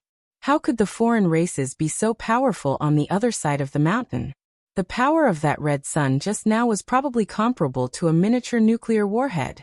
Although he couldn't see the whole picture, Rinpochian felt that the power of that blow was probably comparable to the 2 miniature nuclear warheads that he had used before. How could a human be so powerful? Seeing such a scene as soon as they came and made everyone feel even more anxious. This jade bridge was about 10 meters long. After crossing it, there was a square platform that was also surrounded by the Earth-Een spring. The platform was about 30 to 40 square meters, and a thin figure was sitting on it.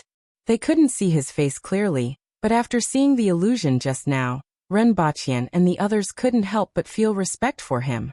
No matter what, this person was a martyr of the human race. Unfortunately, after so many years, this person's corpse was probably like that of the flying serpent. A jade scroll was spread open before the figure that was sitting cross-legged. The figure's withered finger was pointing at the end of the jade scroll. You're tuning in to the Li Mei's Wuxia Whispers YouTube channel. We're so grateful for your support, and don't forget to subscribe to join us on this incredible journey through captivating stories. Your generosity through donations truly makes a world of difference, as it's the primary source of revenue that allows me to expand and enhance this channel for you. Thank you from the bottom of my heart for being a part of this adventure.